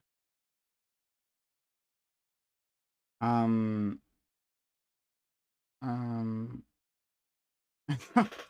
Holy shit. Give me 1 second. So the judges are considering. Give. Let. I think. I think the judges had made a decision, and then now they're rethinking it. So your closing statements did make a difference. So just give us a second. While making that. While I'm waiting for that last judge who can hear me, right? To decide. I am. Hold on a second. Sorry. Okay. I'm going to tell the audience, guys, if you've been enjoying this content, right? Hit that follow button if you've come in here and joined this conversation. I thought it was a really good debate. Like one way or the other, this was a really, really good debate. And I maybe it's just because I have a personal preference for this. You're fucking terrible. I maybe just have a personal preference for this argument. But I think this was really interesting, and I'm glad these two fought it out. We've had this discussion on the channel before, but I thought this was really well done, and it was nice. I was researching all that. Okay, all right. So now I think the judges have figured it out. All right. So in a very fucking contested decision, right? We're giving the win to J-Boz. So congratulations, J-Boz, on this one. Yeah. God was invoked for the judgment of this. Dude, He I was flipped way the too fucking high for coin. this shit, bro. 5 times. 5 times in a row. After making a decision, I had to double down on it. I had to test it with fate. I invoked God for this, and God substantiated my Yo, decision. Doobie, dead ass. Well, dude. Ugh. That was fucking intense. That was good. That was good shit, dude. Let's fucking go. We should argue again in the future. That was Yeah, sick. that'd be a lot of fun. That was sick. Okay. You Well. okay? Yeah, I just finished. Okay. Just finished. Okay. That was Well, tense, bro. it Fuck. was definitely hard fought. That was 41 minutes over what a normal one of these is. Fuck yeah, dude. Let's go. That's how you know that shit was meant. Let's fucking go, dude. I love debating. The crowd is apparently mixed on this decision. But Yeah, well, you know what? If they have any issues, they can just root for J-Boss to lose in the next coming rounds, and That's they can true. shut That's- up and watch next Sunday. That's true. That's true. You can root against that person. So why don't we allow these two to tell them where you can find each other? So please, Dilly. So really quickly, I want to say, J-Buzz, you're a fucking idiot. The judge is racist. They don't like me because I'm a frog. And they're actually, given my outfit today, I got the pink with the beautiful blue hat with the little roses. I think you guys are kind of like homophobic too. I'm really sensing that from you, J-Buzz, and from you, Toyolo, especially Toyolo. You look very homophobic right now. How? I don't know. How? This How is that decision just homophobic? doesn't make any. I'm How is that calling homophobic? shenanigans. Rigged the election. Fuck you guys. Eat my ass. We're gonna have words. I didn't even vote. I just moderated. Free especially is racist. Wow. Wow. I'm I racist. really like your hat, Doobie. I really like it. Exclamation point Doobie in Little rapey, chat. okay. Doobie is too busy calling everyone bigots to advertise his politics Discord server, the biggest politics Discord server there is. Check it out. For The link is in now. the chat. That's where you can find him, like fuming. So let's go to from a person who wanted to lose the fucking match from the beginning. Interesting. In which way? I came into this with no sources. I was expecting an easy loss, but you're making this incredibly difficult for me. Seems like you're Look, a little upset about that loss now, it's- pal. No, I'm not. Look, I wanted to lose fair and square. Okay, I came in with zero prep. He had 30 sources. He'd written a fucking thesis on the topic, and he was so dumb as fuck. It's really depressing. And the fact that Toyolo, you are giving the win to a DGG simp just like you, right? One of your boys. Little bit suspicious, especially He given the hates fact me. that you're both Actively white. That hates you're me that as you a were both. person. You're both white men, straight white men. What? What? The decision. I don't. It's a little weird. It's a little weird. Okay, I'm just. Okay. J-Boss, you can take your fucking victory lap here. Please go ahead.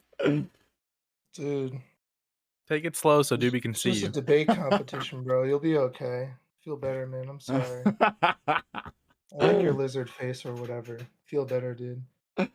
Where can people find you, J-Boss?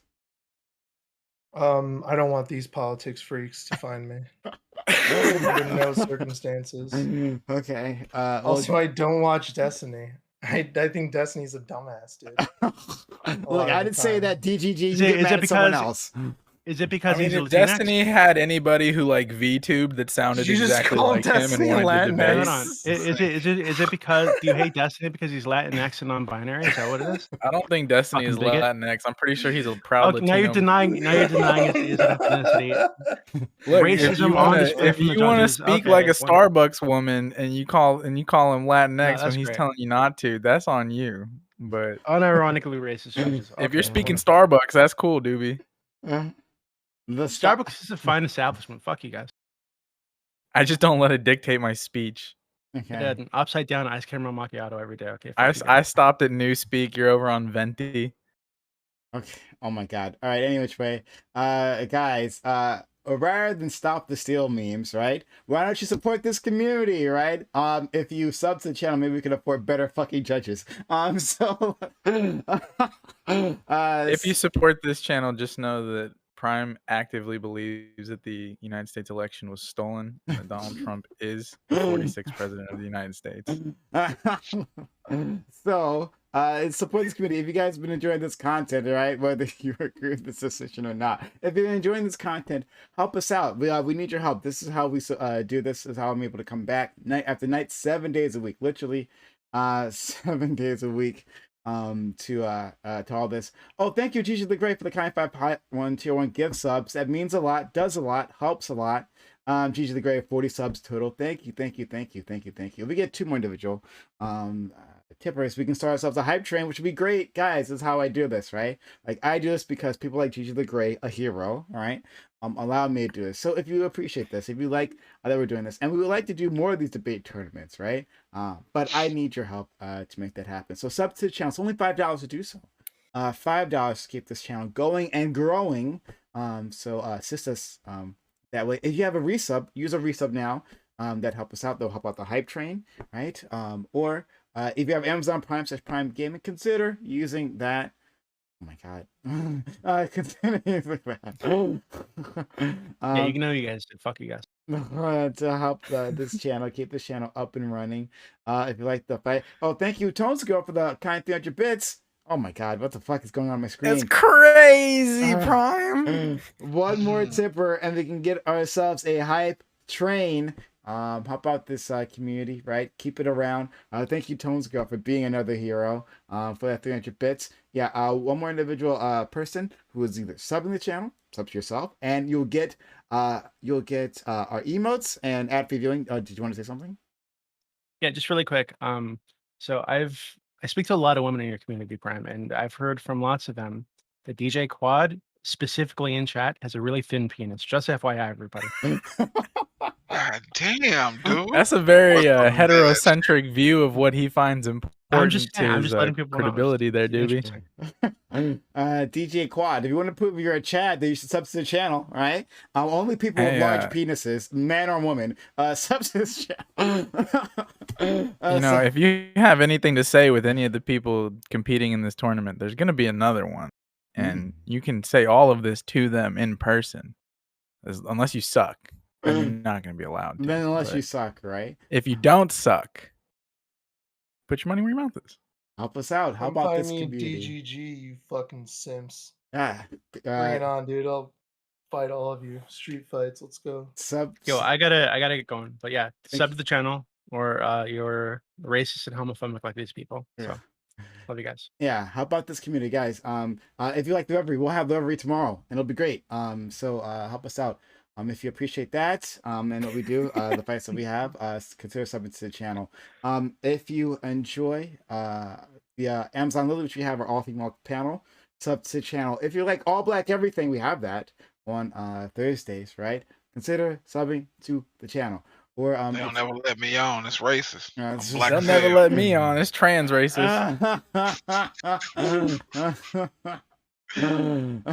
How many of my grandparents had to be Thursday people before I'm a Thursday person?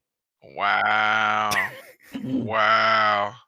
Let's not interrupt Prime in his advertisement. I'm sorry, sir. Thursday people. I don't know that reference, but I'm sure it's highly offensive. Panelists. Yeah, you did Thursday people. I get what you're people. saying. Yeah. Okay, and I am wildly monolith. offended. Fuck this guy. So one more digit person start this hype train. Subs to channel, gift bits or gift subs. To help us out to assist this community, keep us up and running. If you like our debate tournaments, like our open panels that we have where individuals like you sitting at home can participate, then consider subscribe to the channel. You'll get rid of those commercials, right? You'll have access to our emotes, and you'll just be a hero, right? I'll sing songs of your heroism. There's no one else who'll sing it, but I'll sing songs of your heroism for all the time. But yeah, thank you for the people who have been helping out so far. Streaming on us. Just realized, Digital Being, you just realized that. I'm streaming 7 days a week for like a while now, and it's a Sunday, and we have the tournament. And did you think this was a Monday? We've been making flyers for this. How'd you miss this? Yeah, I'm making flyers. You're putting it out on our Twitter, Expression Social, in chat for social media. If you haven't done so yet, be a part of the community, right? You'll know these things. Digital Being, you're like here often enough. Any which way.